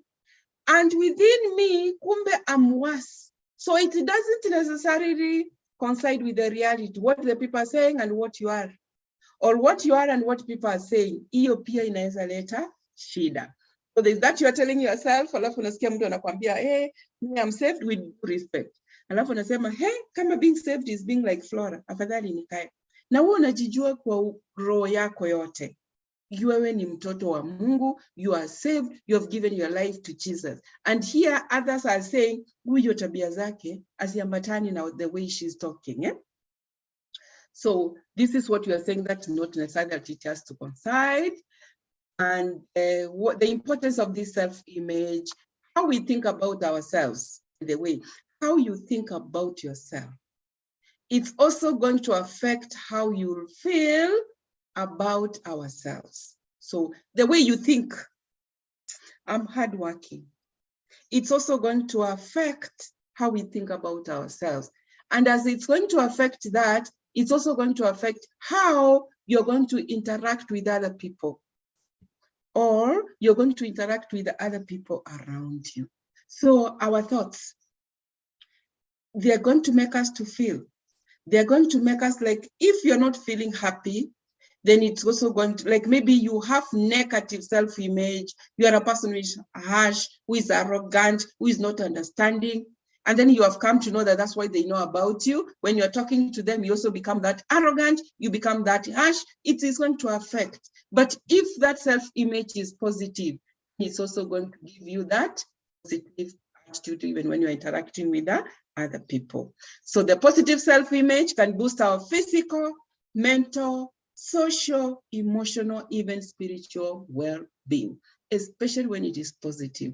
This is a humble person. This is a kind person. This is a hardworking person. This is a social person. See, it is going to affect all those. Whatever you'll be doing, how you'll be interacting, how you'll be feeling, it will affect. And when they're also negative, they're also going to affect. And the other component is the ideal self. Like, by the way, I know there are so many things you are doing with yourselves. Mukimaliza, what are you intending to do next? After that, what are you intending to do next? Or what are you planning to do after accomplishing what you're doing now? Unataka kufanya nini? Are there things you are doing now?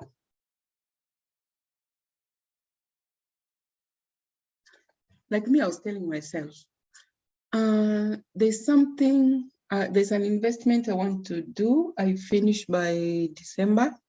Then after that, I'm almost retiring, by the way. Nataka ninunue orthopedic bed, ninunue ile kuka kubwa, mkikuja na wapikia vizuri, naweka chai hapa, mboga hapa na kitu hapa, ninunue washing machine because I'm looking at it. Miaka inaenda sitakuwa na inama kufua, ninunue very good machine, ninunue deep freezer, mkiniletea maziwa mingi niweke ndani. That is my ideal self. That is what I want to do. That is what I want to achieve. That is where I want to be. Ndio nikiretire, at least I don't start straining, ati mmeniletea vitu nyingi, where do I keep them? Niko na kila mahali naweka. So I want to feel good that when I retire, I'm somewhere. Because this is what I've seen maybe some people doing, and when they retire, they don't have them, na zinaanza kuaffect. So ideal self, where do you want to be? So this is what a person would like to be, or it is set of beliefs that an individual holds concerning how he or she should behave. Umesikia hizo mafrichi zangu, kitanda kizuri, kufulia manguo. Those are things I want also to have so that it can be able to help me. And when you have an ideal self, this is the human capacity to strive for fulfillment. There are some things you want to fulfill. There are some goals you want to achieve. There are some things you want to attain. So you have that capacity so that you strive towards them. Kama hizo zangu nimezipanga. And by the way, that is true. Hizo nimejiambia, naanza moja moja. Hii ingine namaliza by December. After that, nifanye hivyo. So these few years I have, and always don't wait to retire and you wanza kufanya hivi. The moment you have gotten a job, think as if you're living tomorrow. So wanza kujipanga mapema. How you wish you could be. Unaona my wishes? Wow, how you could like to be? What I'm working towards so that I can feel fulfilled. That is my ideal self. The way we see ourselves and how we like to see ourselves does not quite match up. There are some things you're telling yourself you want to do, but are you working towards that? Are you doing it? Like when we are talking about an ambition, I've been saying I want to do PhD, but I've never done it. So it is something you are telling yourself, but it is not matching with what you are doing. So ideal self is where you want to be or what you would like to be. And are you working towards that so that you can strive for that fulfillment? That is the ideal self. So when a client comes to you and is telling you, ajijui kesho anafanya nini? After a few months, what he or she doing? Short term, medium term, long term. Hizo zote, someone needs to have those ideal selves. They have those ideas, they have what they want to do. Then the other component, and remember this is now to help you to understand I, me, an individual. The last component is the self-esteem. What is self-esteem? What is self-esteem? Hello. Yes? It's how we value or perceive ourselves. Is how we perceive ourselves, the value? Yes? Thank you, Carol. Self-esteem? Welcome. Self-esteem? Where? Self-esteem?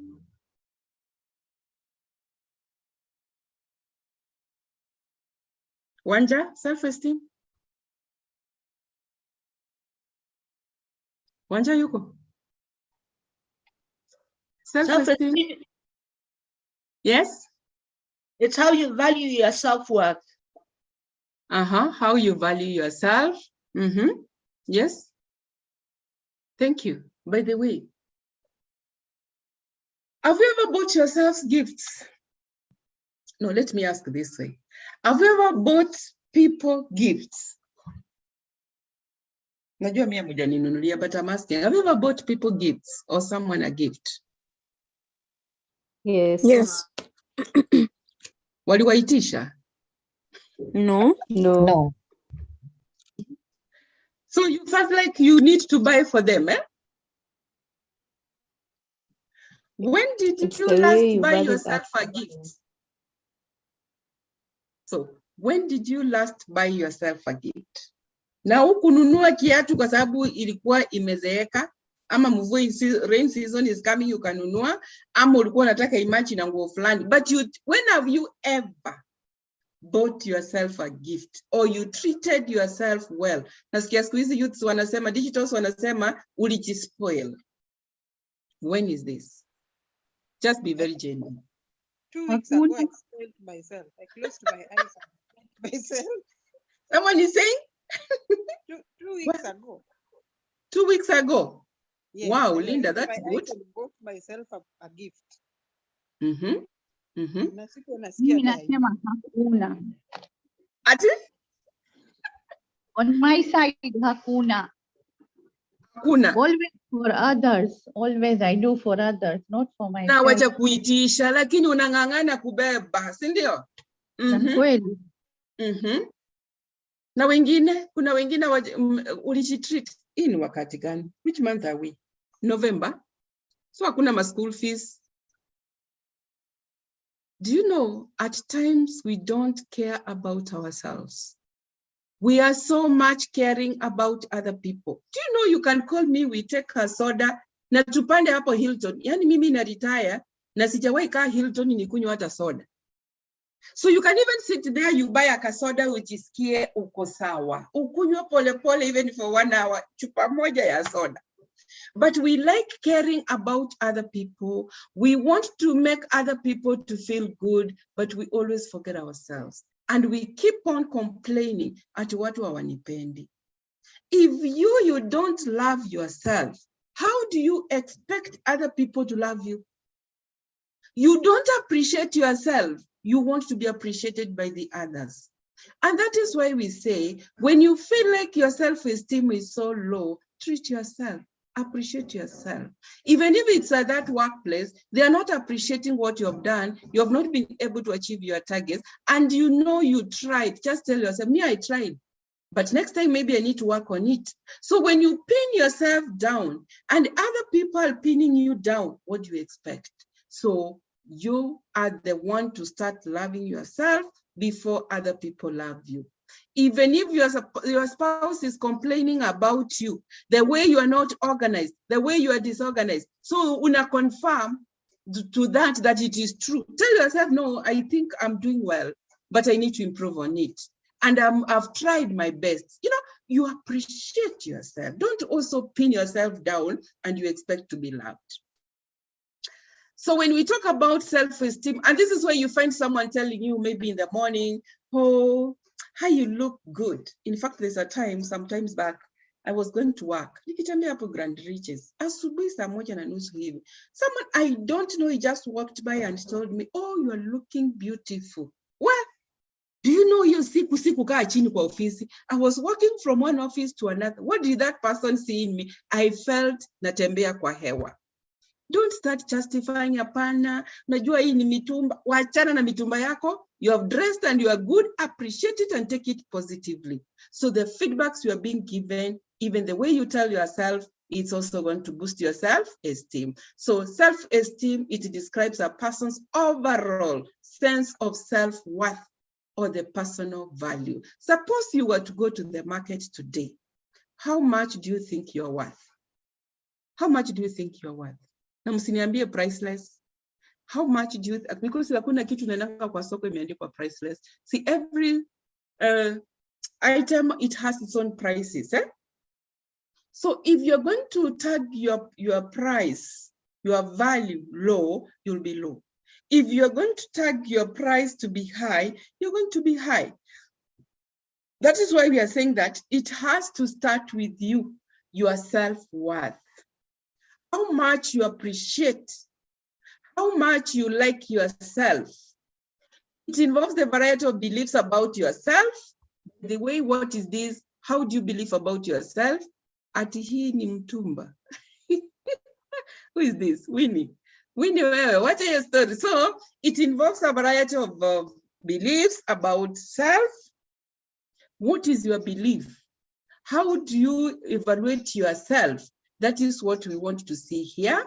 The appraisals of your own appearance, your beliefs, your emotions, and behaviors. By the way, they can determine how your self-esteem is going to be. It's how you feel about, how we feel about ourselves. This is what, when we are talking about the self-esteem. So wacha kukuanga so down mpaka unaona mashida uko nazo mpaka unaona kama kila mtu anasisoma hapa. Na hakuna mtu anaziona. It is our set work. Yeah, the way we value ourselves. It changes depending on, it changes by the way depending on circumstances. Sasa yuko mzuri, kidogo umebadilika, so it can affect self-esteem. Our self-talk. What are you telling yourself? You know, kuna kile unakaanga chini, unajiambia, unajionea, whether you are talking positively about yourself. I know I'm trying my best. There's nothing which is remaining. And I know these challenges I'm going through, one day they will go. And I have to work hard so that I can be able to achieve what I want. Can't that raise your self-esteem? But when you start talking negatively, sitaweza, wananichukia, that is self-talk. Yani unajiongelesha, you know, where you call yourself for a meeting, you are the chair, the treasurer, and the secretary, and you are the messenger, and you are everything. So you call yourself that committee, unaanza kujiongelesha. That's what you're calling about the self-talk. Umekaa tu. Mafikira inatembea ikifika ikirudi. So have that positive self-talk. It is going to enhance your self-esteem. The general way we feel about ourselves and high self-esteem, you turn your disappointments into opportunities. Remember, like, is it Wamboi? She had a very high self-esteem. She wanted to complete her PhD, but the supervisor failed her. So she used her disappointments to become an opportunity to go and do it from a different university. Are you seeing that? So if you have very high self-esteem and you're going through those disappointments, you look at them, how are you going to turn those disappointments to be opportunities? In fact, there's a lady, when we were doing the shield, and she said, my greatest achievement is divorcing the man who married me. That is my greatest achievement. Sahi, where I am, the way I've progressed, the way I've developed, nafikiria ningekuwa huko singekuwa nimefika. So you turn your disappointments into opportunities, and they're going to raise your self-esteem. How much you value yourself, a number of factors can impact on this self-esteem. How we compare ourselves to others. By the way, you are not her. I'm not Caro, and Caro is not Flora. So let me not compare myself with Caro. What Caro has is not what I have. The abilities Caro has are not the same ones I have. So how are we responding when we are talking, the two of us? Let's not compare ourselves with other people. And what makes us to have so much disturbances, it's how we are comparing ourselves with the other people.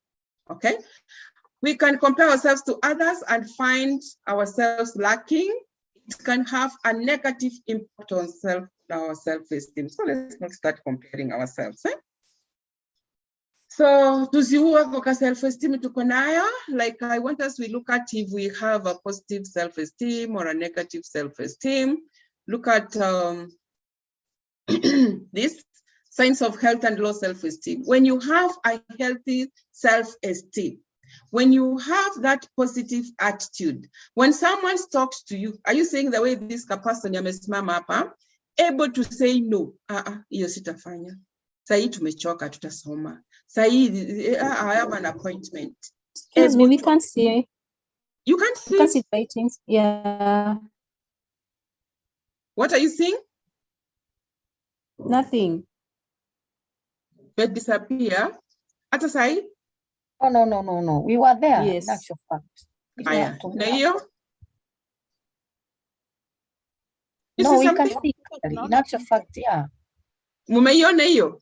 Yes, it's there. Okay, thank you. So when you look at that a person who has a healthy self-esteem, who is positive, ukiambiwa kitu, you say no, it's a no. Able to accept your strengths and your weaknesses. Najuanga hiyo niko mzuri, lakini hiyo najua inanisumbuanga, how to control my anger. I never got that right. You know, he is relaxed, he wants to hear. But when a person has a very low self-esteem, he always has trouble accepting positive feedbacks. Hata kama ni positive. Unaona vile amekaa hapa anajikunja. So you are just there. When someone is giving you positive feedbacks on like maybe your blind area, you don't want to accept them. Umekaa ni kama wewe ndio umenyeshewa hii Kenya yote. The belief that others are better than you. You are always doing it and you say, mimi najua Albai ndiye atakuwa anafanya vizuri. I think she's recognized, she's accepted. You have that fear of failure all the time. And this is what we are saying, that it is what you're telling yourself. What is this in your mind? So we need to have a balanced self-concept. Remember the 4 elements? These 4 elements, they form the basis of the self-concept and the things that make a person unique and singular. There are things that make each one of us. We are over 40 million, but sorry, all of us, when we go and we check our fingerprints, hakuna ula ashawahi ya mwenzake. We are all different. We are all unique. We are very singular. We are different from each other. All these 4 components, whether it's about body image, self-image, ideal self, self-esteem, all these, they are important. They are all of equal importance. Hakuna hilo nasema mimi afadhali niumbwe. Physically, I look beautiful and handsome, but nisikuwe na the ideal self, nisikuwe na self-image. All these components, they are all of importance, and they occupy equal space in an individual. When these 4 components interact harmoniously, zina balance, umeumbwa, uko na self-image, ideal self, self-esteem, when they are all balanced, then you and me will feel happy, will be well adjusted, and will feel fulfilled. And once you feel that, then you can be able to self-actualize. You're going to achieve whatever you want. This is now the balanced self-concept. Unaona image, ideal self, body image, self-esteem. Unaona zote, they are balanced. If you are there, then it will make you to feel so fulfilled, it will make you to feel happy. You can be able to self-actualize.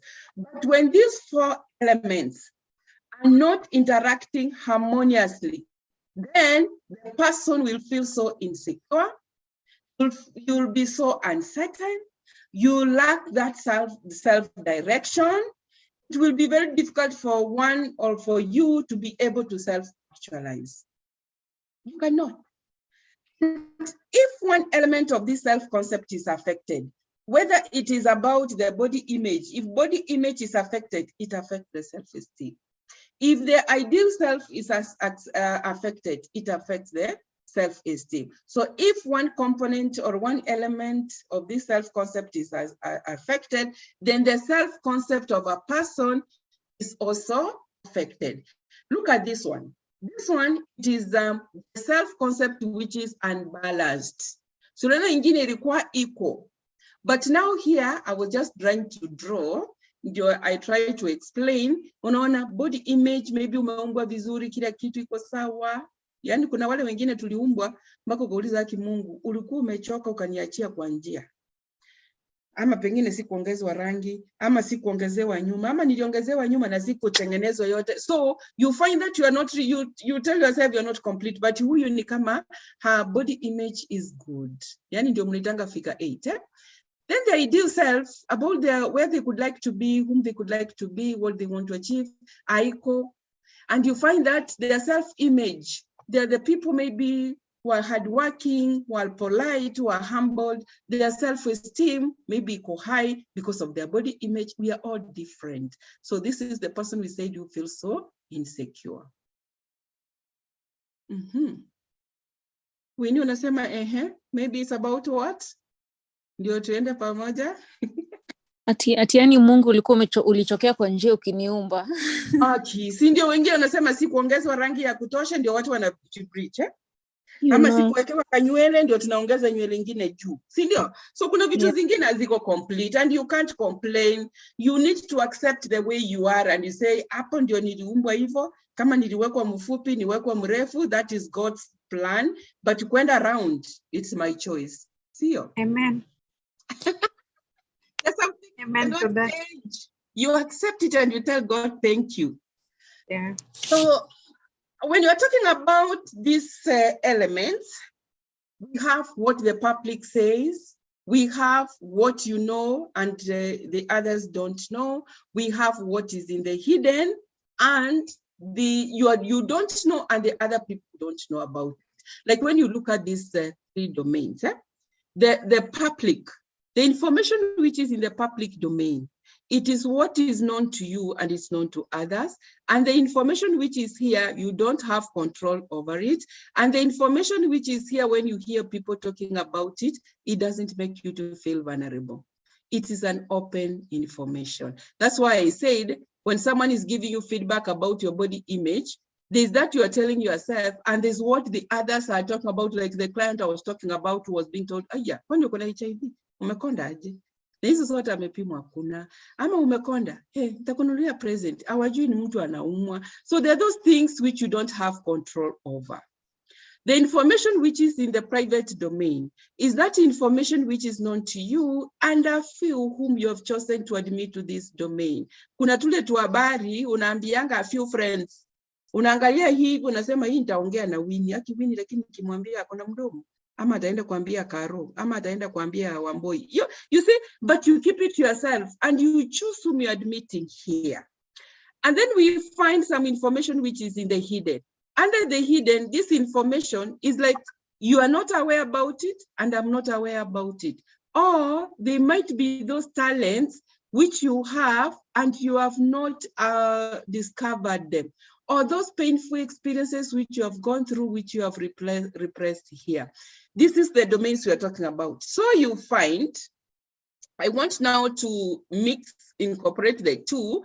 The four components and the three domains, they are now coming together. So you find these are the domains. Are you seeing how my cursor is going? These are the three domains. These are the components. These are the components whereby you find the three domains, they cut across the four components. This is now, let's say this is the body image. This is the body image. This one, yote kutoka hapa mpaka hapa, which has the public, which has the private, which has the hidden. There's that information which is known by the others, the feedbacks they're giving you, what they're seeing you, they know about you physically, what they are able to see. This is what you're telling yourself. And here it is that, it's about your body image. There's that information you know about yourself, which is not known to the others. Kama ulifanyiwa CS, kama uko na tumax uko chini, uko kwa miguu ama wapi, who else knows it? There are a few who knows about them. And maybe there are some which you are not aware. So you find where the issue comes in, both the self-image, people know you are harsh, you are arrogant, but you know, and a few knows this person is polite, is humbled, that is the private, is humbled. But now the conflict comes. What you are telling yourself under the private domain and what the public is talking about you, if it is not matching, it can cause a conflict.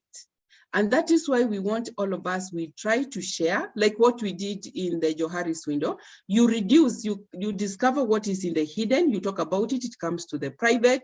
What is in the private, you talk about it, you disclose, so that you reduce the private and you increase the public domain, because the information which is here doesn't make a person to be vulnerable. So that is what we usually want to do with our clients. Can they be able to open up? Can they be able to disclose? And that is why we say, even some of the organizations where I go for therapy, people have issues, but those issues, they have kept them under the private domain. They don't want to talk about it. But the ones who have managed to come, now they can talk like, kumbe, I feel lighter than how I was there before. And that is why we say that when someone is here and he has shared the issues and he has become aware about them, by the way, they don't affect them. They don't make them to feel vulnerable. But when you are keeping this information to self and a few, if this person comes, the few you chose and they come and talk about your issue, it will make you feel vulnerable. Please talk about it, and talking alone, it is a healing in itself. The importance of this self-concept, it influences how we think. And remember, how we think, it also affects how we feel and how we act in everyday organizational life. And that's why we say, if I'm feeling good, if I think positively, it will make me to feel good. The action I will take, kila mtu anunuliwe chai kwa hiyo ofisi na snacks, hiyo ni bili yangu.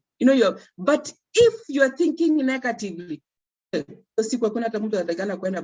have to finish this. So if it affects the self-concept, it can affect the managerial thinking, how you're going to feel and how you're going to behave. That's why we are saying, when you are taking the actions, what came to your mind? How did you feel and how did you act? So the most powerful influences on many important behaviors. So self-concept is very, very important, and we need to look at that. Wow, let me see if we can do that. Oh, we go to the last one. How many minutes do we have?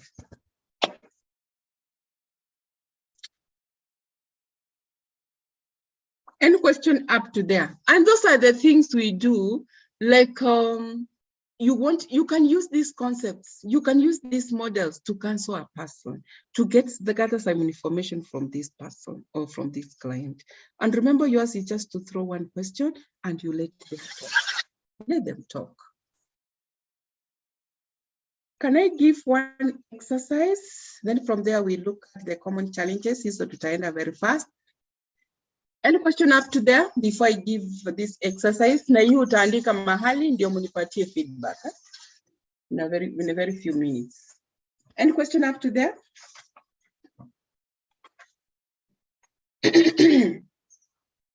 Yes?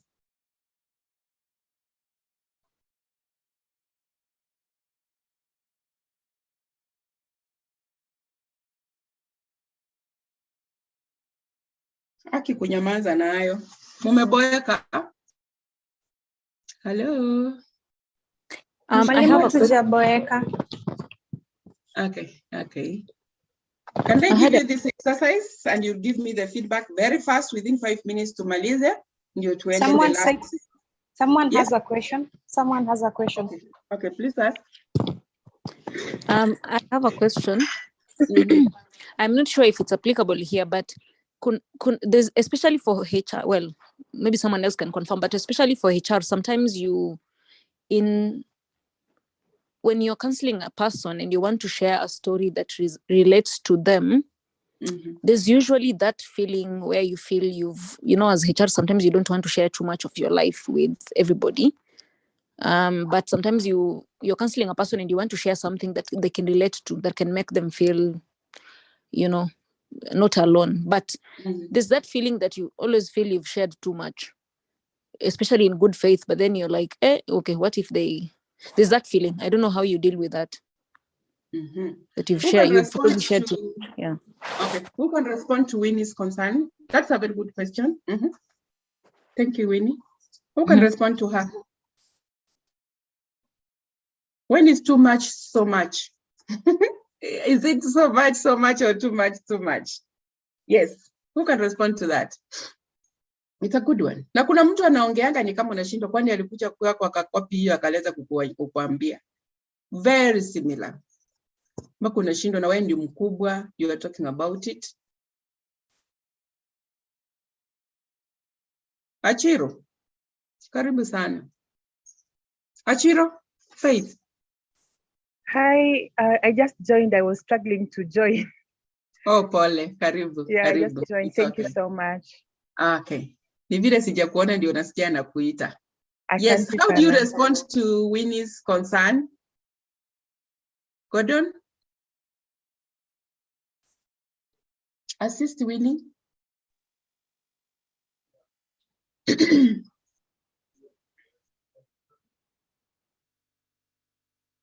Hello. Zipporah, you want to try? Yes, Mwalimu, I want to try. My feeling is the disclosure part. I think we only disclose what is relevant, and if you are able to overcome what your problem was. If not, then it's not worth sharing with the client. Yes. Thank you, Zipporah. Yes, to add what Zipporah has said, Winnie, when the staff come to you, we say that, remember when you're using that skill, she has talked about the self-disclosure skill. You are becoming the role model. It's like you are giving your staff extra options, yeah? And it's like you are telling them you're not the only one. I've also gone through.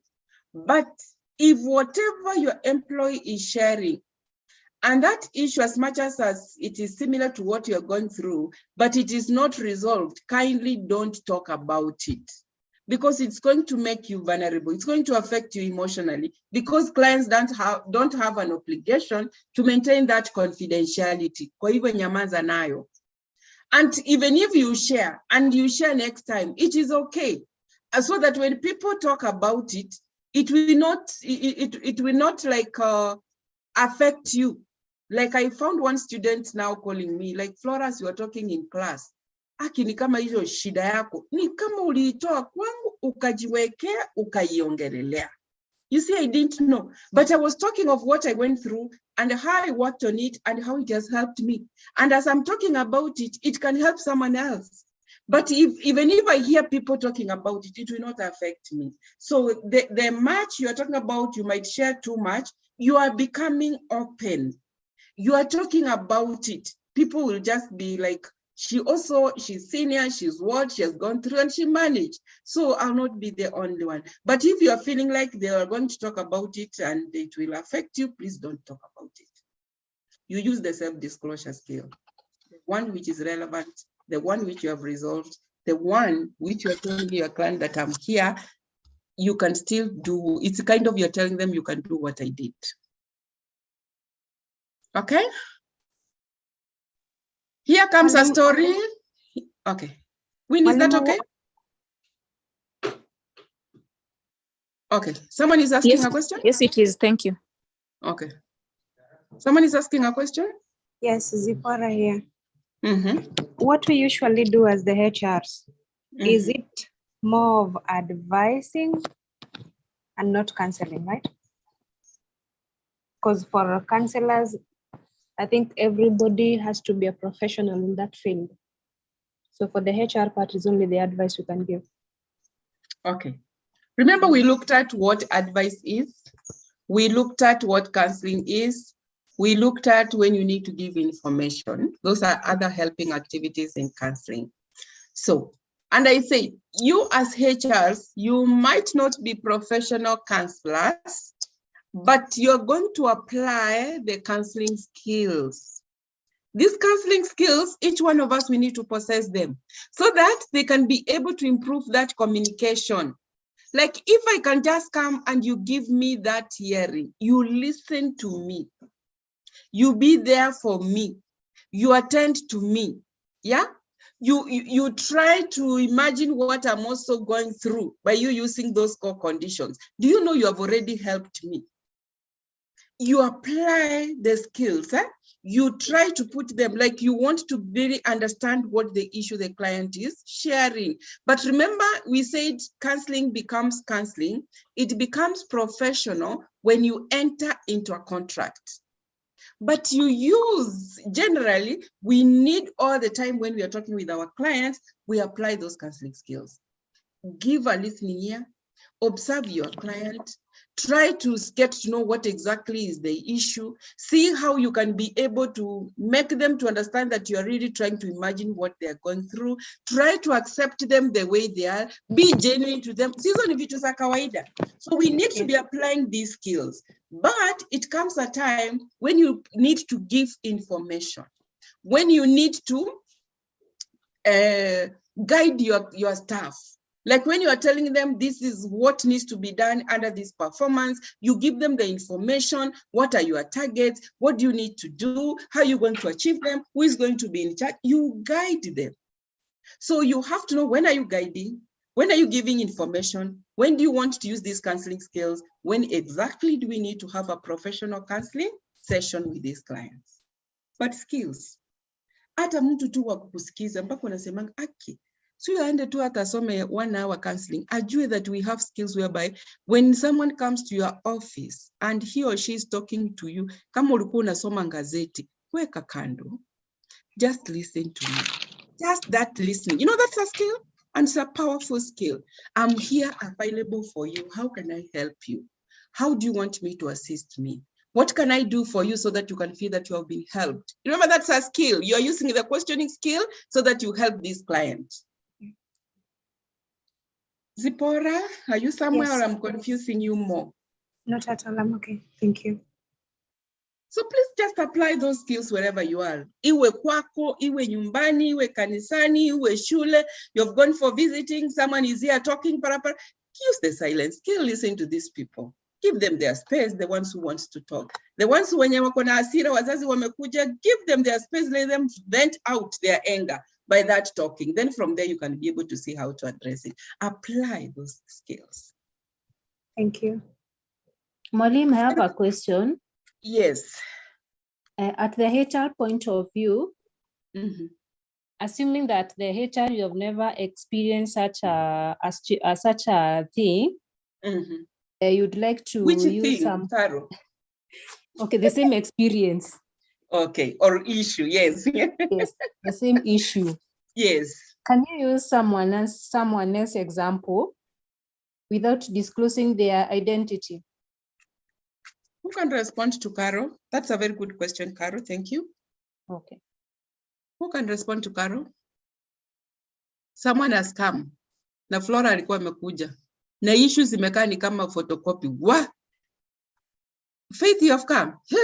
Your issues are similar, like a person has come here, but you are keeping the identity that you're not talking it's about Flora. Na zilikuwa exactly this. This is what I've done. These are the issues he presented, and this is how we worked it out, and she went and she was helped. Can you do that? Madam, can I try? Yes. If those issues can be shared unless they are resolved, but kama bado haijafika kingoni, then no. Na ujue issues sio zake, ni za ule mteja wa kwanza. Sio zake, ni the client who came to see her first. Now, confidentiality clause will come, sio? So I don't think so she can share. Okay. Thank you, Elbai. Anyone else? What I want to say is this. Yes, Wamboi. Wamboi? Well, it is not right to share whatever maybe.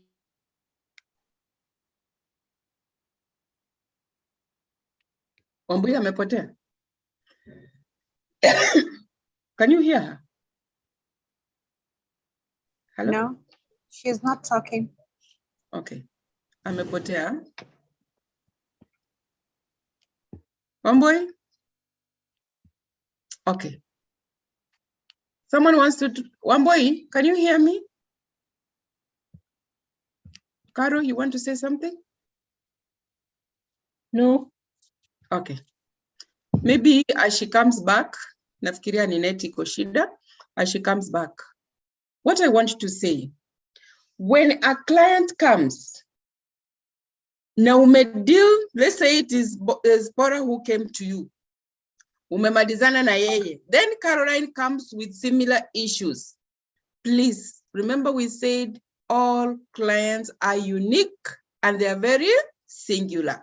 The presenting issues might be the same or they might be similar, ni kama photocopy, but treat every individual differently because we are very unique. So let's not bring the other people's issues to a session as much as you are keeping the issue of confidentiality. Don't talk about it. Don't bring that another one came here with similar issues and that's, that is that person. This is me with my issues, no matter how similar they are. Treat me as a unique person, treat me as a different person, as a unique person, as a singular person. Ni kama hujawahi ona mteja mwingine kama huyu. So you'd handle me, you know, we are all very unique and we are very different. So please don't talk about the other person's issues, which are not your personal issues. Sawa sawa. Is that okay? So uzilete zingine hata kama umekuwa HR uko na hiyo experience umezihandle. Huyu akikuja, treat that person as a new person and a new case you are meeting, because maybe the abilities they have are not similar with what the other person has. Yes, can I move on very fast? I'll give you 5 minutes for this exercise so that we conclude with a few topics which we have. Hizo mention too as we move on. This is a story, please try to listen. And then from there, I'll ask a few questions na tufanya haraka because of time. Are we ready for the story? Counseling inakuanga ni motionnaire to story, kuongea. By the way, tukifunga, when we close college where I train, the colleges where I train, ni vile sijui nakosa kuongea, I feel so low. So I want to find somewhere napika kamdomo chap chap. parepere, I feel good. Na hiyo tunasemanga, it's like maybe I never negotiated well my psychosexual stages of development when I was growing up under the oral stage. So when you grow up, unataka mdomo yako ikue, that is where I am. So there were two people. This was Alan and Doris, who were fiancés. Fiancé ni watu wagani? Wana hang up, wako na relationship, eh? So they decided to go for an outing. And there are some of us tunapenda kudoea safari za wenyewe, where people want to go out. Akesi ni wa company. So as Alan and Doris wanted to go out, there were some people who came up and they wanted to accompany them. And this was Bill and Collins. They accompanied Alan and Doris. So wherever they were going, they were to use a boat to cross over. What is happening? Are you hearing me? Ni kama neti inarukaruka. You are getting me? We can hear you, Mwalimu. Okay, ninaona inarukaruka, that's why I'm asking. So as they wanted to go out, Alan and Doris, they were accompanied by Collins and Bill, and wherever they were going, they were to use a boat. So they boarded a boat and they were to cross the waters. And these waters, it was infested by sharks. So in the process, as they were going, there came a very strong wind whereby the boat capsized. And everyone was fighting for his or her own life. So kila mtu anapigania ndani ya maji. Kumbuka the water has sharks. Eh? So in the process, at the end of it, Alan and Bill found themselves together in one highland. Then Doris and Collins found themselves on another highland, but no one knows who was where. But where Doris and Collins were, there was one man who had a boat.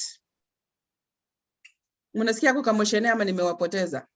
There was one man who had a boat who was called Eric. So Doris talked to Collins. Akamwambia, guy, can you go and talk to that man? Kama atatusaidia, we use his boat to cross over to see whether Alan and Bill survived. Then Collins akambia Doris, weenda umuongeleshe. Just go and talk to him. So Doris, because she wanted to go and look for the fiancé, was Alan, she went and talked to Eric. Eric is the owner of the boat. When she went and talked to Eric, akamrequest to Eric, nataka utusaidie, we cross over the lake. I mean the ocean, so that we can go to the other highland to see whether my fiancé survived. Eric akamwambia Doris, if you want me to assist you to cross over, you have to have sex with me. Zipporah mute. Zipporah mute. So you have to have sex with me. So when Doris heard that, she went back to Collins. Imagine Eric ananiambia, at if he has to assist us, I have to have sex with him. And then Collins akamwambia, if I were you, I'll have sex with him. When I cross over and meet Alan, I'll explain what happened and the reason why she had to have that sex with Eric. So Doris went, had sex with with Eric. Then after that, Collins assisted them to cross over. When they were crossing over the other highland, they saw, or they found Alan and Bill lying under a tree. So Doris was very excited. She was very, very excited. She ran to Alan. I'm happy, my fiancé, you are alive. Do you know what I did until I crossed here? What did you do? I had to have sex with that man. Ndiye akatusaidia to cross over. Well. You have never given me. Now you are giving it to another man. I don't want to see you. He walked away. As Alan walked away, Doris started crying. Then Bill came and told Doris, I'm here to give you a shoulder to lean on. That is the end of my story. Umesikia hiyo story? You've gotten the story? Yes. Okay. Within 2 minutes, I want you to rate the 5. There are 5, Alan, Doris, Collins, Bill. I want you to rate the 5 from the one who did his or her best. You give him or her 5 marks. Wakiteremuka mpaka the worst, apate 1 mark. You are rating them, The best 5, mwenye anakaribia 4, mwenye anafuata 3, 2, 1. No one should share the rating. No one should get a 0. Mumemaliza? I also want to rate. Are you done?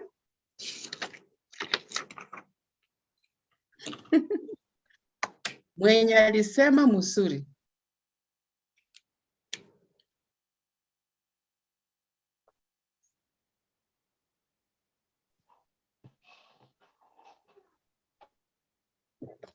Are you done? Mimi nimemaliza.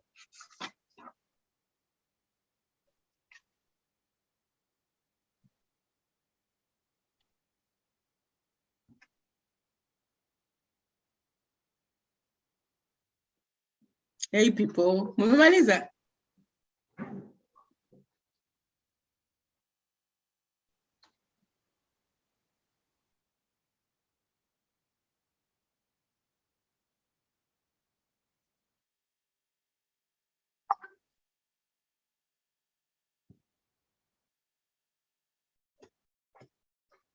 Neti imepotea mamuko. Are you done? Wow. Yes, Winnie, are you done?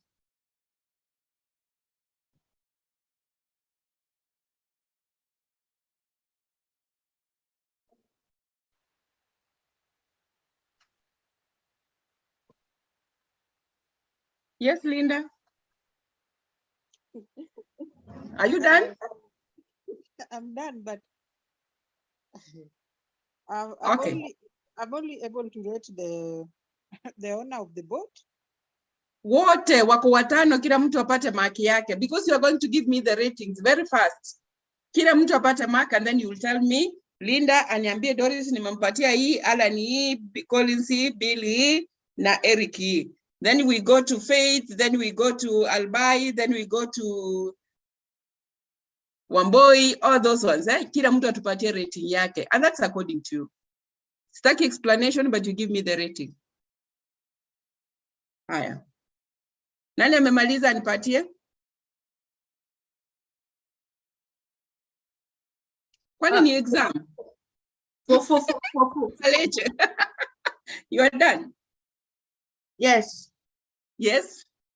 I gave Doris 1, Bill 2, Collins 3, Eric 4. Pole, I'm recording. Tell me, Maleche. I gave Doris 1. Doris 1. Yes. Mm-hmm. Bill 2. Mm-hmm. Collins 3. Mm-hmm. Eric 4. Mm-hmm. And Alan 5. Alan 5. Yes. Thank you, Maleche. Next. Next. Haraka haraka, please, time. Hello. Yes, Mariam, Kasim. Yes, I've given Alan 4. Mm-hmm. Doris 3. Mm-hmm. Collins 2. Mm-hmm. Eric 1. Mm-hmm. And Bill 5. Mm-hmm. Thank you, Kasim. Yes. Next. Hello. Caro. I have given Bill 5. Mm-hmm. Eric 4. Mm-hmm. Doris 3. Mm-hmm. Alan 1. Mm-hmm. Collins 2. Mm-hmm. Okay. Next, me. Next. Hey, kwani wengine amukurate? Okay. Zipporah, Zipporah. I'm giving Alan 1. Eric 1. You should not, they should not share. Change Okay. on that. Yes. Alan 2. Eric 1. Okay. Alan 2. Eric 1. Doris 3. Collins 4. Bill 5. Bill 5. I'm also going to rate. Alan, I've given him 1. Doris, I've given her 5. Collins, I've given him 3. Bill, I've given him 4. Eric, I've given him 2. Can we work with those ones for now? As you compare, the ones who have not shared, you also compare. Like Maleche, what made you to rate the way you rated? What made you to rate the way you rated? I rated that way mostly because of empathy. Who were you empathizing? Okay. Bill empathized with Doris, and Doris, because of her love for Alan, also did what she had to do to make sure that she got to Alan. Yes. So it's what she did, was it wrong? According to you? According to me. In terms of morality, under the circumstances, because there was no alternative solution, and they were in a shark-infested waters, I don't think it was wrong. So what is this which made you to rate her 1? Because 1 is like what she did was worse, was very bad.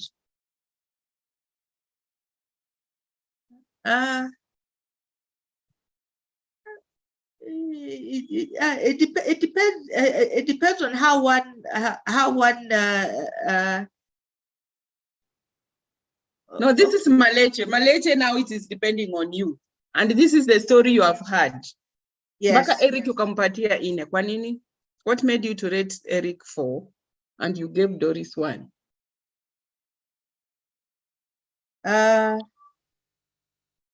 Okay. What Eric? Yeah. Because Eric took advantage of the situation. Yes, he should have. So which was good? No, it was not good. And I said when you are giving 5, he did the best.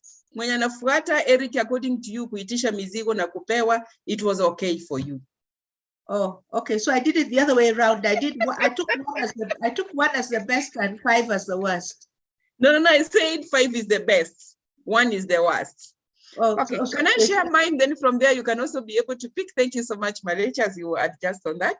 Yeah. For me, I usually give Doris a 5. She did her best. She used the resources at her disposal. And she was very open, because there are some of us who behave the way Doris behaved and we don't talk about it. But for her, even she went out and talked about it. So me, I say what she did the best. And I also give Bill 4, because here it's her soul which could have gotten lost. She could have drowned herself into the waters which was infested by sharks, but him, he was available. Please, I'm here for you. If you want to cry, cry.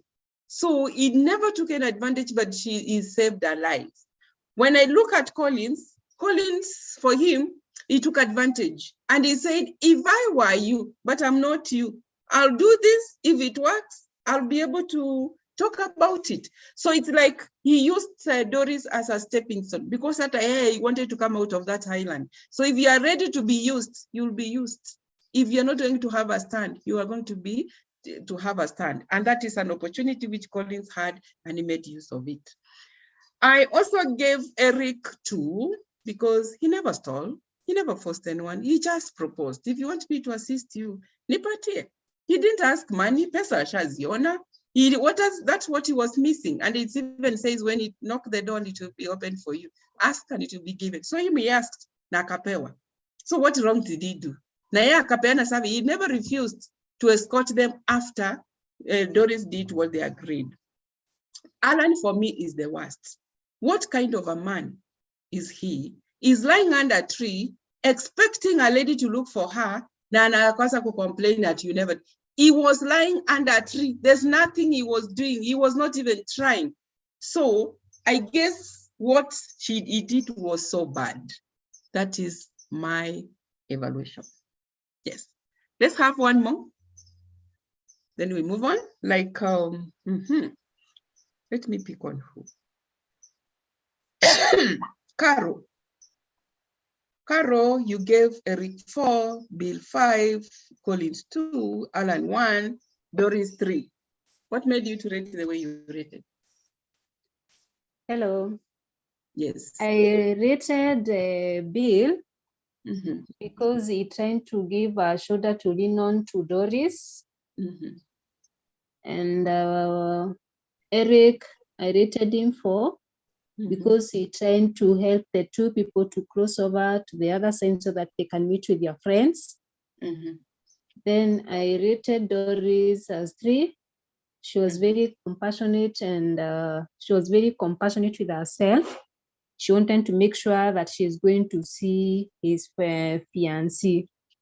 Then Collins, he came up with the idea that Doris should go and talk to Eric so that Eric can help them to cross the other side. And for Alan, I gave him 1 mark because he was in his own world. He didn't want to find out where his girlfriend is. That's how I rated. Yeah. Okay. Thank you. I can see when I can. Okay, Karo umerudia hapo juu. Kuna Mary. She has also rated. Thank you so much. Is there anyone who has the rating we have given? Is there anyone's rating similar to someone's other rating? Kuna watu wamerate the same. The ones who have not shared and the one I was sharing. Kuna mtu mnaona wamerate the same. Kama ni Doris ni sawa na Alan na Collins na Bill, the rating wameweka zika match. Is there anyone?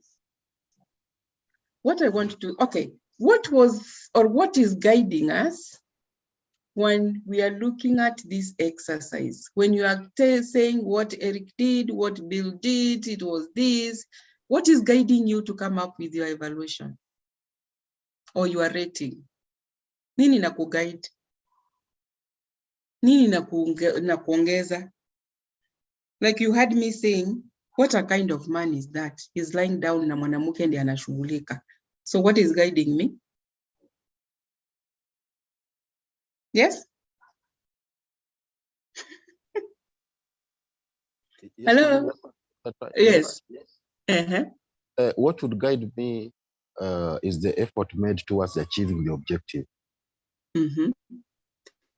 But those thoughts, whatever you are talking about, nini na kuguide ndio uweze kusema what Eric did was good, was bad, he was doing this. It's your values. Some values, eh? Yeah. Do you think what Eric did was wrong? What I believe in. Huh? And my thinking. What I believe in. What she believes in and what she's thinking about. Malaysia?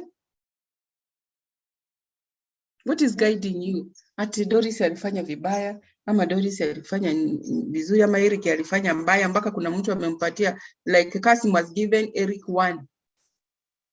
Kwani what did he do wrong? Kasim, what did Eric do wrong?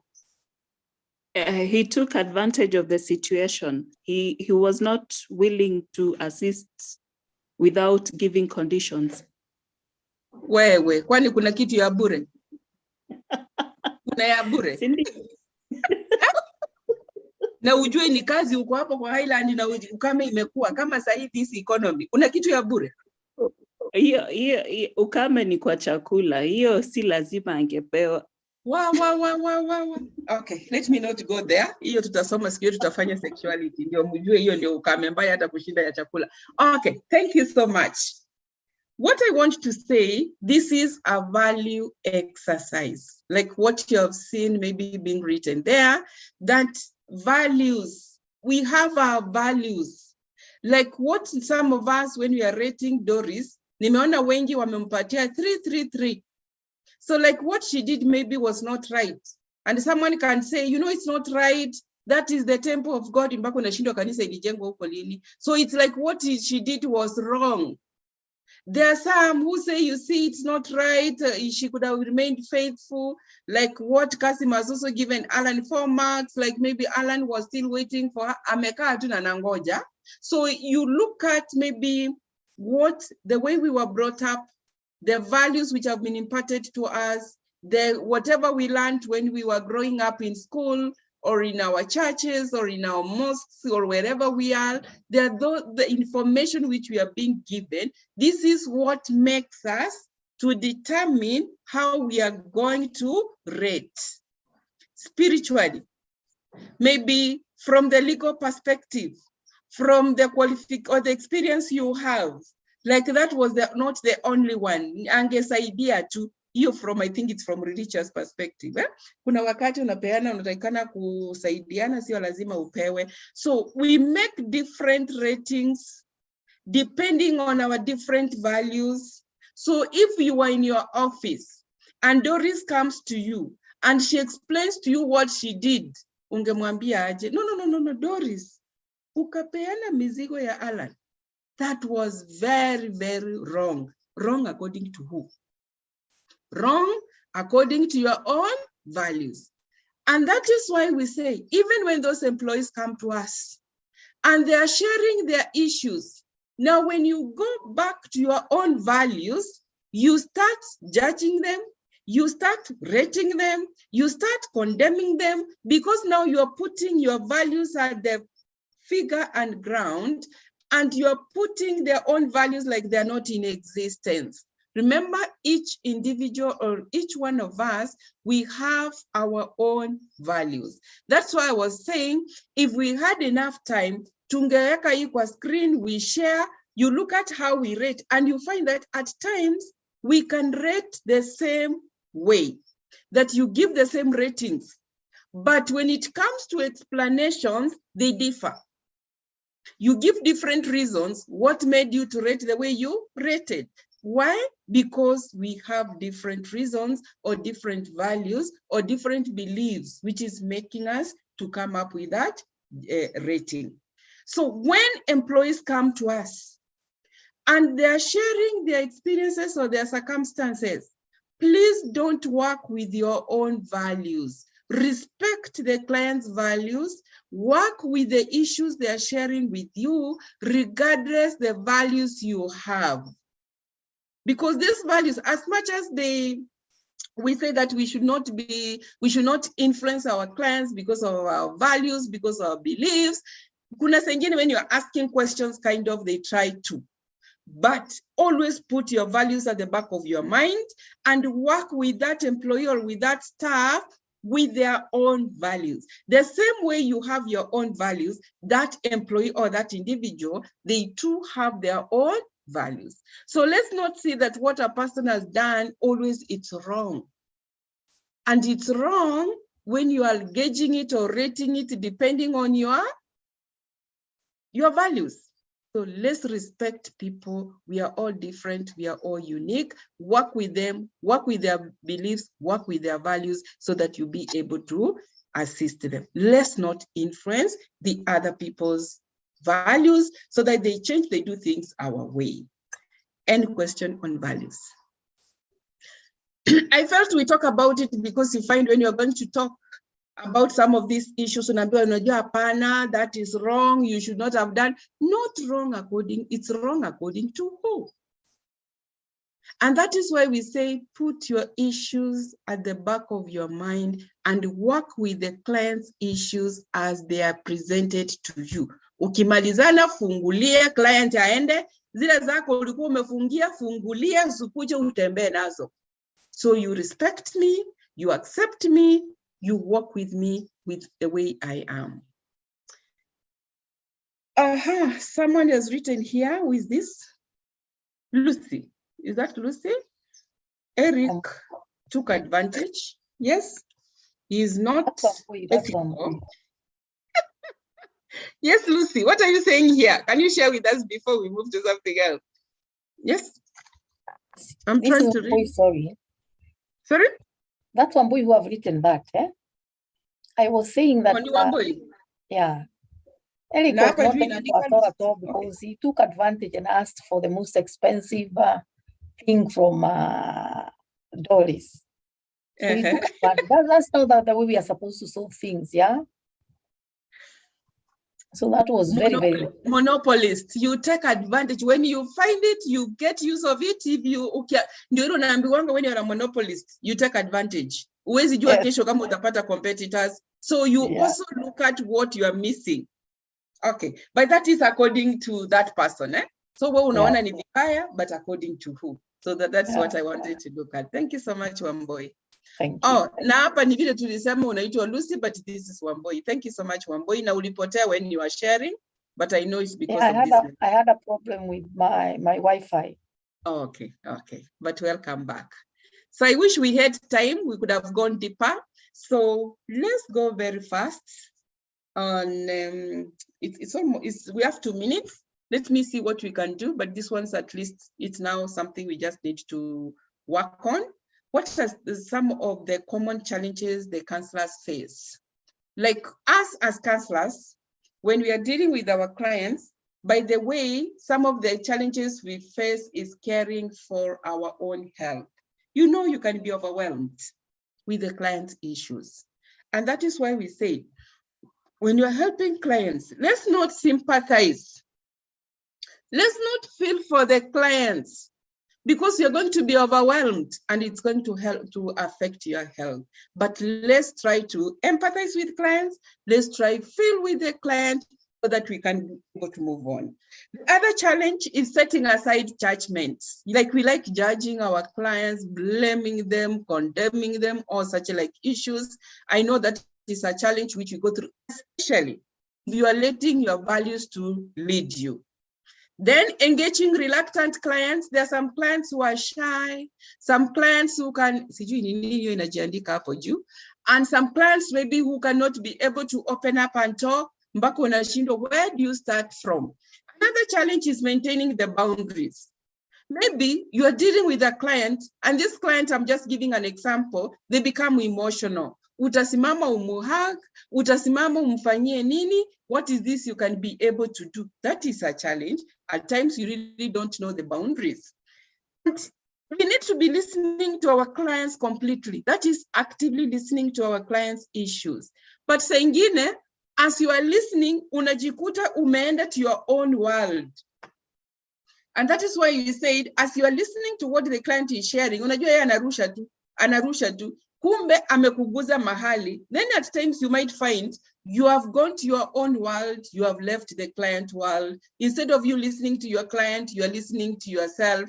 Ndio unakumbuka, haya, I've started to sympathize. You change the gear, you go to empathy. So that is also another challenge.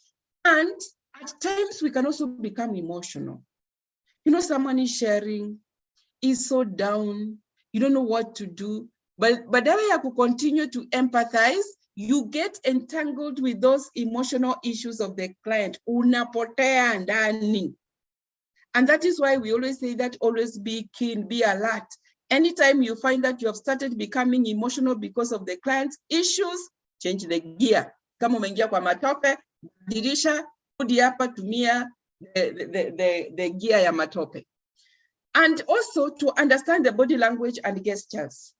At times, when you have picked, maybe as your client is talking and using a lot of gestures, remember the nonverbals we are talking about, you might pick it and the client tells you, no, that is when I'm comfortable. Bako unashindwa, now what is the issue? So what is the issue? So you can at times not be able to understand the nonverbals or the gestures of the client. So that is also another challenge. These are just a few. Clients with mental health disorders need empathy. And by the way, how will you know this client has a mental disorder? As a client is talking, as a client is expressing themselves, Yes, they need you to understand them. You need to know, and remember when we are talking about they need empathy, this is an attitude. So how are you going to make this attitude that I'm really there for you, I'm walking with you, I'm feeling with you, I'm imagining what you're going through empathy. And this is through empathy. And this is a person who has a mental disorder. And that is why we say the people with mental disorder, they are not supposed to be handled by counselors. You need to refer them so that they can be able to see a psychiatrist who is going to assess them, who is going to administer medication for them so that they can be able to be cognitively stable and go through the session. The other challenge is whereby we are going to look at burnout briefly. These are burnouts like you get so overwhelmed with those clients' issues, and if you are not careful, they can take you into depression. How do we deal with the client's challenges?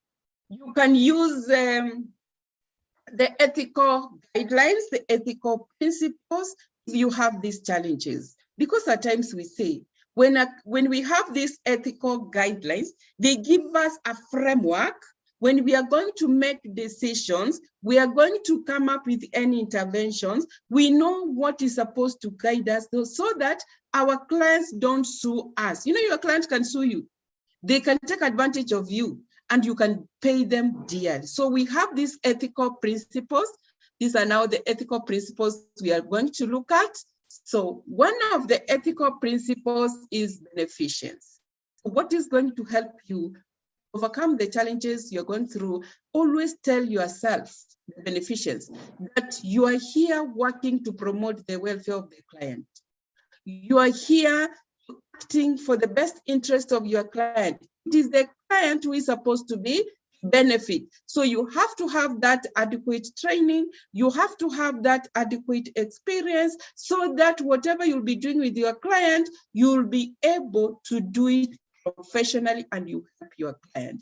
You work within one's limit, what you are experienced on and what you are capable to do. So you work for the interest of the client so that the client can be able to achieve his goal. It can be able to help you. The other principle is whereby respect the client. We say respect for the client's rights for self-governing. Remember, as much as these employees are coming to you, clients knows, or that employee knows what he or she is going to do, but they don't want to take responsibility. So respect that client because they can be able to make their own decisions. They're self-governing, they're self-directed. They can come up with solutions on how they are going to handle the issue. Because there's one psychologist who said, when clients come for therapy, they come because they are stuck. They are stuck, so they want you to unstuck them. They also come to therapy because they feel that your options are better than theirs, or other people's options are better than the others. So we want you to help them so that they can know that they can also make a decision. So we also want to oppose this manipulation. Let's not manipulate our clients against their will. Let's respect them. But we say when a client wants to take a decision and you feel like it cannot work for them, we usually say that explore on that option, on that action they want to take, but always respect the client's will and be self-governing. The other principle which is going to help us to work on these challenges is fidelity. Being trustworthy to your client, honoring the trust which has been placed on you by this client, that whatever information they're going to give you is going to remain confidential. You honor the agreements and promises you have made to your client. I'm assuring you of confidentiality. Whatever you're going to share is going to remain confidential. Can you keep that agreement? Can you keep that promise? Can you maintain that confidentiality? And if you work on this, let's not try to disclose the client's information without their consent. You have to have a reason why you have to disclose the client's information. So if you have this, it's going to help. You need to be loyal to your client. That is why you find in most of the organizations, the clients, the staff are not coming for therapy, not that they don't have issues, but they are not sure whether they are going to maintain confidentiality. So you need to work on this so that the clients can be able to come to you. Justice is another principle whereby being fair to your clients, just being just to all the clients, regardless or irrespective of their human rights and dignity. You respect their human rights and dignity. Remember, we need to respect each person. We need to appreciate people because they are coming from different perspectives, from different cultures, from different groups. Let's not discriminate anyone. Try to avoid that. That is justice, being fair to all, treating people equal. Let's not discriminate them. The other principle is non-malfeasance, which is going to help you because these are frameworks within which you can work in. So whether you are going through those challenges, these are the principles which are supposed to protect you. Make sure you don't harm your clients. Don't make your client feel worse than when they came to see you. So avoid harm to the client, especially emotionally. Najua afadhali someone to hurt you or to harm you physically. You can see the wound, you can see the process, the progress as it's healing, but if someone hurts you emotionally, it's so painful. So let's try to avoid harming our clients. Let's avoid sexual abuse. You know, there are some who take advantage of clients. If you do that, that is, when we talk about non-malfeasance, harming, causing no harm, not to harm your clients. Also try to avoid incompetence. If you're not competent, it means you're going to harm your clients. So let's try to avoid that. Let's also try not to provide services when we are unfit. We say that if you as a counselor, you have your health issues or you have personal issues which are affecting you, please don't have a session. You can postpone it and you have another day when you can be able to meet your client. Let's not exploit our clients. There are some who exploit clients emotionally, financially, sexually, and whichever way. Okay, how to overcome these challenges to what I've said, know your challenges. What is this you're going through? Is it that maybe you have unfinished business or you have issues which you have not resolved? That is what is interfering with your, when you are with your services, when you are helping your client, is to know what is this challenge. And we always say, when you have a challenge or you have an issue, you need to go for therapy so that you can be able to overcome it. Be alert and active while listening. While counseling the client, keep a positive attitude, okay? And commit to counseling. Those are some of the things we need to look at. That is briefly about how to overcome those challenges. What is resistance? Like, I guess you have heard me asking questions. Can you be able to share your fear or you share the shield? Some are not really coming up out lightly. We say those are some of the resistances in counseling. Those are some of the things you'll know, hapa kuna resistance. When you talk about resistance in counseling, anything that which is going to hinder the counseling process, that which is going to make the counseling process not to continue, that is a resistance. This one, it comes from the first force theory, which we call psychoanalysis, and it was developed by Sigmund Freud, who say that when you have the intervention, you need to interpret the resistances of clients. There are some clients who will come to a session and they will be unwilling to share, or they will be unwilling to discuss the issues they are going through. That is resistance, and that is what you need to interpret. And why are these clients having this resistance? The clients, at times, they are reluctant to bring to their awareness those threatening unconscious materials. Remember, I've told you it's from a theory we call psychoanalysis.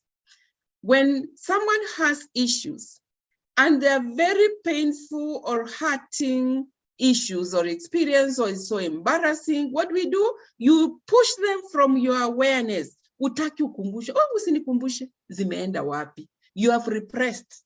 You have repressed them to where? To the unconsciousness. Unconsciousness is that mind whereby you push them, you remove them from your awareness. It goes to the unawareness level whereby you don't want to remember. Because when you remember them, they are going to trigger you, they're going to threaten you. That is why you don't want to talk, so that they can be able to come to your consciousness level. So you repress them. So that is why we say, at times, like I was saying, please share about your shield. And some people were fearing that suppose I start talking, alafu nikumbuke ile man, hapana, mimi sitaki kwenda huko. So that is resistance. Because some of us, we were fearing that as we start talking, we might bring or retrieve the information to our awareness, which we had repressed to the unconsciousness. Ndio hiyo sababu unapata watu wengine hawataki kuongea, which is okay, but we have to see how we are supposed to look at it.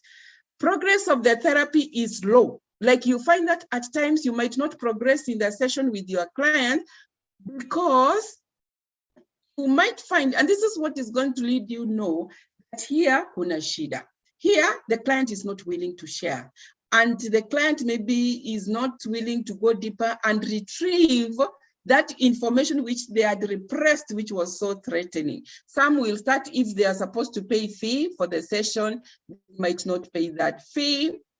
Some might be coming late to a session. Some might block their thoughts during free association. Free association is whereby you let someone to talk. Like when I was asking someone, some of us shared about the shield, and I was taking them back to where this fear has come from, or when you're talking about this achievement, maybe talk about something, and then it's like I don't know whether it was it not Wambui? Is it there's another one who shared, and when she was talking, alifika mahali unasikia tu akisema those expressions, yani kuna ka non-verbal kunasikia those non-verbals which she was using. So you find that at times someone doesn't want to talk, because when you are going to talk, you are going to retrieve that information. So we block our thoughts. Hatutaki kufikiria, because if tukianza kufikiria then we start talking about it, we might go retrieve that information. So we try to block our thoughts so that we don't talk about them. When I talk about free association, it's about talking, it's about sharing. Or you find these clients, that's when you know that they are resisting. They are not able to open up to talk. Some might even be able to refuse to recall their past memories. You had some of us who are saying, during my childhood, I was brought up in this. When I was young, I was sick. You know, they went back to their childhood and or their past experiences, and they were able to recall. But some will tell you, me, I can't remember. Why are you fearing sicknesses? I can't remember where it has come from. They are just refusing to recall their past memories, ion resistance. Then you find that at times a person can come to you and then they will tell you they have even forgotten very significant events in their lives. Like, can you forget when COVID came to, when COVID was discovered, whether it was in China, even when we had a first case in Kenya? There are those things which, you know, they are significant events, but that client will tell you they are forgotten. Hapo juu hiyo ni resistance. Or they might refuse to talk. Wanakwambia, mi hata sikumbuki, I'm not ready to talk. Ama if they have to talk or if they have to share, they share selectively. So that is why you find at times when the clients are talking, they don't want to talk so much because they might talk and they trigger those threatening materials or information which they don't want it to come to their awareness.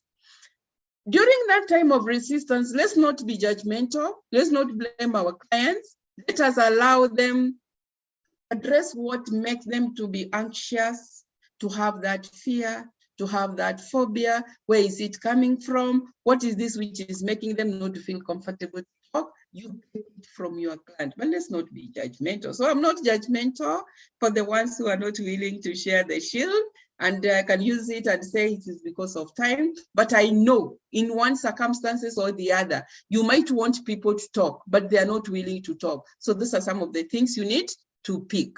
Know when to discuss this to your clients. Now, this is the right time. I'm coming up and talking about your resistance during the sharing of the shield. Even your staff, you might tell them to talk about some of the issues and they're not willing. Also try to know which defenses are your clients using, or which defenses are the staff using. Remember, we have so many defenses. There are some who can repress, denial, they can be displacing of that anger. We can also have the issue of supplementation, rationalization, regression, projection, all those ones. Humor. Kuna wengine wanaanza kuleta jokes so that you don't take them back, ndio waende kuongea those issues. So please listen and get to know which are some of these defenses they are using, which is making them to use that resistance. That is briefly about resistance. And lastly, if there's a question, please ask, because I'm going to the last one, which is burnout. But I'll talk very briefly because of time. I can see we are almost going to 12. Wow. Nitaenda very fast. What is burnout? What is a burnout? What is a burnout? Yes. Tuongee haraka haraka within 10 minutes so that we can be able to conclude. Burnout? Yeah, normally on my end, I normally say I'm burnt out when I reach a point when I am overwhelmed. So much so that, and it's not once, I don't count burnout on one occasion where maybe I have so much to do and I'm overwhelmed, but I count burnout when I look at my speed in doing things that usually I do very fast. And I also look at burnout in situation where I am not able to, I'm not able to do things which I would otherwise just do. I feel so tired. So it comes with physical tiredness. It comes with inability to hit some timelines which you usually just reach. And then also for me, it comes with just not willing to do some things which normally I would feel very okay to do. So for me, burnout is in physical tiredness and also mental tiredness, and also the feeling of not feeling like doing something. So it's general tiredness, but also mental tiredness. You might have the energy, you've just woken up. You have just been resting the whole night, but then you can't do it. You can't read a whole page of A4. You cannot read it because your mind is clogged. So for me, that's how I understand. That's how I normally explain burnout when I'm feeling it. Okay, thank you, Linda. Thank you, Linda. Yes, burnout? Someone to add what Linda said? Yes, who is this? Imagine kumbe sina macho ya kusoma. Gordon, that's Gordon. Gordon, thank you. Yes. But burnout is that state of physical and emotional tiredness. Yeah.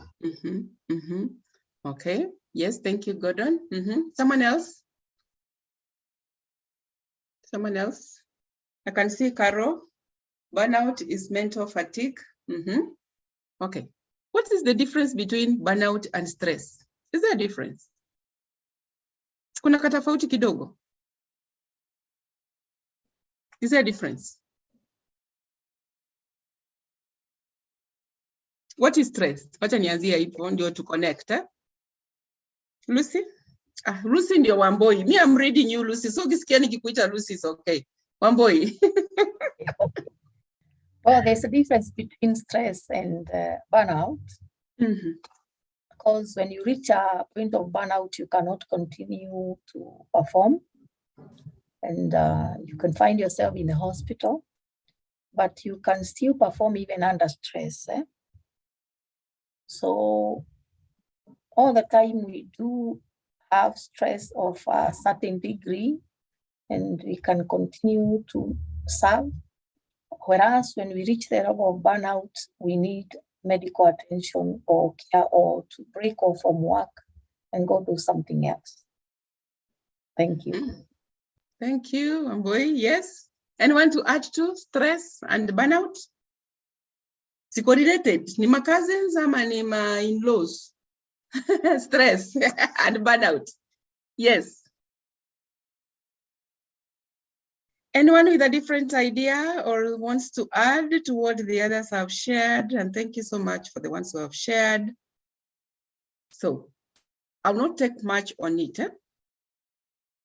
So when we are talking about burnout, is literally what all of us we have said, that chronic stress. Let me call it chronic stress. That is what we are calling burnout. And it's like it has not been successfully managed. When you have that stress and you have not been able to manage it, then that is burnout. And it is a state of emotional, like what you have said, emotionally, physically, mentally, you get exhausted. But when you have stress, at least you can be able to sit down and you see what you can be able to do. But when we talk about burnout, some of the signs we say it's when you are mentally it means you lack interest, the lack of interest or motivation. Yani ufanyiwe kitu yoyote, hata mupatiwe chai, hata mupatiwe bonus at the workplace. Yani you are mentally exhausted. You are not motivated. You are not showing any interest. You are so forgettive. You feel so helpless. You start procrastinating things. You are postponing. Instead of what maybe you could have addressed, you start postponing. Hapo jue kabana kamekushika.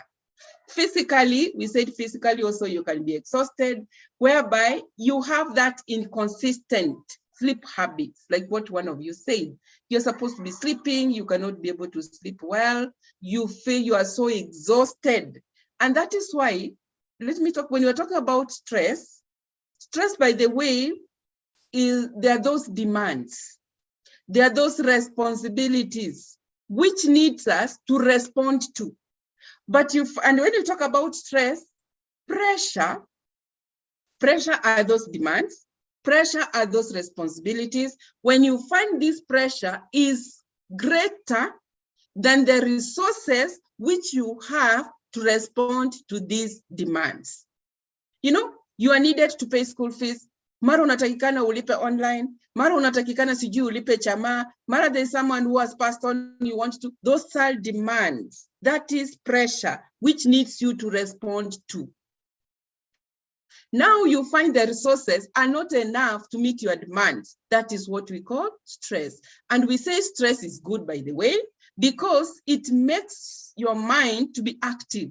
You start jogging your mind. How am I going to make the ends meet? How am I going to respond to these demands? So you actively start now jogging your mind and you start becoming lively. And when you have that pressure, you start thinking, kama mimi napendanga ku work under stress. Like I'm having this, I want to do this, I want to do this. Hizo zote nafanya mara moja, nimemalizana na relax. And during this time, it is you now to know what exactly are these demands. But now when it comes to burnout, here you become so helpless, so hopeless that you cannot be able to do anything. So these are now the signs you need to look at. They're almost similar with the ones for stress, but these ones now they are chronic. When you look at it, unaona tu zinafanana na za stress, but this one now, it is chronic. And you find you lack sleep, but that is inconsistent sleep habits. You feel so exhausted. You don't have that appetite. The appetite changes because even in stress, you can have appetite or you lose appetite. You overeat or you undereat. Frequent health problems. And under stress, it has phases. I'm just mixing them, the two. It has 3 phases under stress. We have the alarming phase. Ile unaonanga tu dalili, tu signs kwa umbali, kichwa, sijui nini. Then inakuja kwa resistance. Resistance is now when you start feeling kale ka fatigue, unasikia kukanini, unasikia. Then it goes to the last phase, which is the exhaustion phase. If you look at the exhaustion phase, those symptoms or those signs are the ones you start seeing under the burnout. That exhaustion, that helplessness, that fatigue, you are so over fatigued. Okay, so the frequent health problems, ndio hiyo unajikuta umeadmitiwa na unapimwa, there's no illness. And then we have the emotional signs, whereby you have a lot of anxiety, you have that depression. And remember, when you have depression, this is where you start feeling helpless. You feel so helpless. You feel you don't have any reason to exist. You become so irritable. Asira, kitu kidogo imepanda mlima. Yes, chronic stress, here we talk about it. This is where you are looking at it like what the others are saying, narcissism at work. You feel like what the others are doing, they're not doing it the right way. So those are some of the signs of burnout that you cannot be able to think rightly or correctly. These are now the differences between stress and burnout, whereby stress is characterized by that engagement. You have a person's emotions are overreactive. It gives a feeling of urgency and hyper, so it leads to loss of energy, leads to anxiety disorder. It primarily damages the damage. Its primary damage is physical. It affects us physically. So, and when it comes to burnout, it is you disengage. Yani una hiyo feeling, you are not attached, you don't want to, hakuna kitu, it gives one a feeling of helplessness, yani hakuna kitu nitafanya, unaona hivi, una hizo moods za kufanya kitu, you are just there, you disengage yourself. It makes one to lose that motivation. If you don't have that hope, there's that detachment and depression which you're going through, and it damages the emotional part of it. Remember, the other one is physical, this one is emotional. So the causes, angalia hapo, maybe baadaye, these are secondary. Even you can be, like when we talk about inability to detach from the client's issues and concerns. That's why we say, you as a helper, you as an HR, you as a person who wants to intervene and you assist other people. Don't, yani unaenda kwa session, instead of you offloading the client issues, you offload them and you carry them for them. Utabebea wangapi? Mpaka unatoka ni kama unainama chini because umechoka na mashida za watu, because you are not able to detach yourself from the client's issues and concerns. You take them to be yours, it will cause you a burnout. Wewe ndio tunasemanga kanyaga mguu moja ndani ingine nje. You empathize, you feel as if unatoa hiyo mguu ndani, unamwachia mashida zake na unaendelea shughuli zako. So please don't start sympathizing. If you start sympathizing, you're going to have burnout. Secondary trauma, this is whereby other people's issues affect you so much and they are not yours. Please detach yourself. When you have that exposure to aggressiveness, it will make you to have those, when you're dealing with those suicidal clients who have depression, by the way, you start now feeling like, oh yeah, ndawasaidia aje, wachana now. You do what you can. What you're not able, refer. And when you're doing refer, you are referring your clients. By the way, that's when you become a professional, because your aim is to help. Then this emotional fatigue, focusing on others' needs rather than your own needs. You are so much concerned about how to help others. And by the way, when you listen, most of the issues clients present to us, they want to please other people and they don't want to take care of themselves first. That's why I said, love yourself first before you love other people. No matter how you look like, no matter uliachiwa pande gani, no matter the experiences you are going through, just tell yourself, I'll do what I can, what I'm not able, nitaienda. Wacha kuandika stress kwa uso hapa ni kama kila mtu anaona you have the stress. Each person has. Akikwanza kukufungulia the bandura box, utasema tafadhali funga. Yours are better. So let's not be concerned so much about the other people's issues. Let's be concerned about ours. When you're going out there to help, hizo ni zao na wewe rudi ubebe mzigo wako uendelee na safari. Okay? Being on call all the time, people want to talk to you, they want to call you, you don't have a limit, you get burnout. Administrative tasks build up, like when you're at the workplace, there's some things you need to plan, organize on how the situations are supposed to be handled. If you're not able to, then it can make someone to have those burnout. So these signs and symptoms, it's mostly like what we have just talked about. so I'll not go through them because videos umesema low energy or fatigue, frequent illnesses, headache, change in sleep, they're just the same ones, disengagement, detachment, frustrations, helplessness, hopelessness, loss of motivation. So those are the ones we have just talked about. They're the same ones here. How to avoid burnouts or how to work on these burnouts. Evaluate your options, discuss specific concerns with your supervisor. If there are some things you're feeling like you're getting overwhelmed, if there is a break you want, and by the way, if you are in an organization, encourage your staff always to go and leave. Kuna watu who don't want to go and leave. Ni kama they have to work 24 hours or throughout the year. They don't have a break. Remember, when people go for that leave, it's helping you to re-engineer yourself. And that is why you find mtu anakuambia sasa naenda leave, sina pesa. Some people go and leave when they come back. They are worse than when they left. Yani mtu anaenda sasa ndiye anafanya kazi zaidi ya ile ya office. When they come back, they are fatigued. But we say that please allow your clients to go and leave so that they can be able to relax, engage themselves in relaxing activities, get some exercises, get good sleep, be mindful of themselves, all those ones. So those are some of the ways you can be able to recover from this stress. I mean, from the burnout, sorry. So I'll not go through them because some of those ones are just the ones we have talked. It's only that it's a repetition. Any question or any answer or any input or any clarification? Yes. This is already 12. Any question, any answer, any input, any concern as we wind up?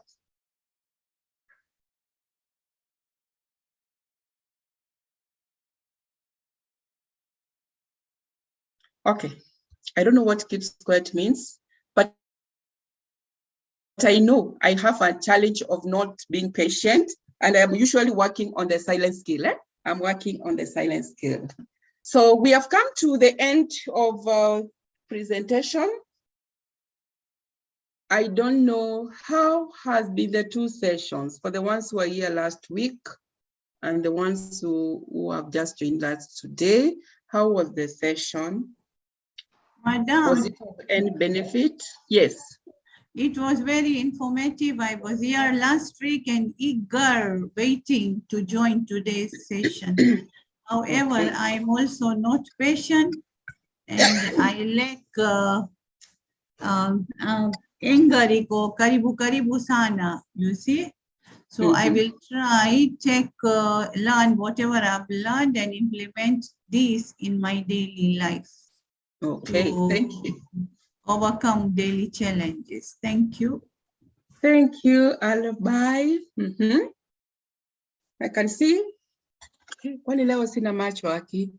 Teacher, after the end of the session, kindly share your contact. Thank you, I will. Yes. How was the session? And let's continue networking. Well, what I can see, Mwalim, is that I happened to bump into your program last week on Saturday, although I had not enrolled. However, I called ACHRP and they accepted me to be enrolled. And you're a very good lecturer in the first place. I learned so much. And that's why I joined even the second program. And I even want to thank the student who say that we didn't have time and asked that we have a second counseling essential model too. So far you have taken us very good and we have gotten the help that we didn't even know that we needed. And it has even helped to see what we need in future. So we are better students and please continue to do the good work. Thank you. Thank you. Thank you so much, Wamboy. Yes. My number is there. Okay, yes. Linda? Is that Linda or Linda? Okay. Yeah, I joined today. The session has been very informative. I was invited by my colleague who is also my HR, and I decided to join. The session has been very important, and I like especially around the burnout discussion. Where I have been previously a victim of burnout in the past, so I really like when now you are resolving and it is making sense to me. Okay. Thank you, Linda. Last session. I know it's normally very difficult to conduct a virtual session, but I also like the way you've delivered, engaging people, because in a virtual session you can be talking alone, but I like the way you prompt people to participate. So I really have enjoyed the session. Thank you. Thank you, Linda. Thank you so much.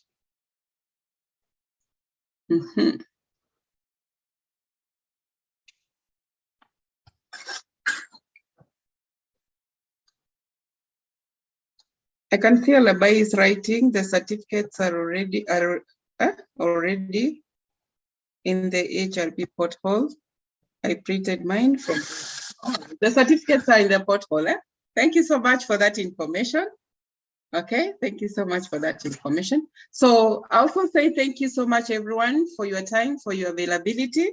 I know it's not easy. This is a weekend where people are supposed to relax, but you made a choice to sit here. And remember, we are all adults and you volunteered.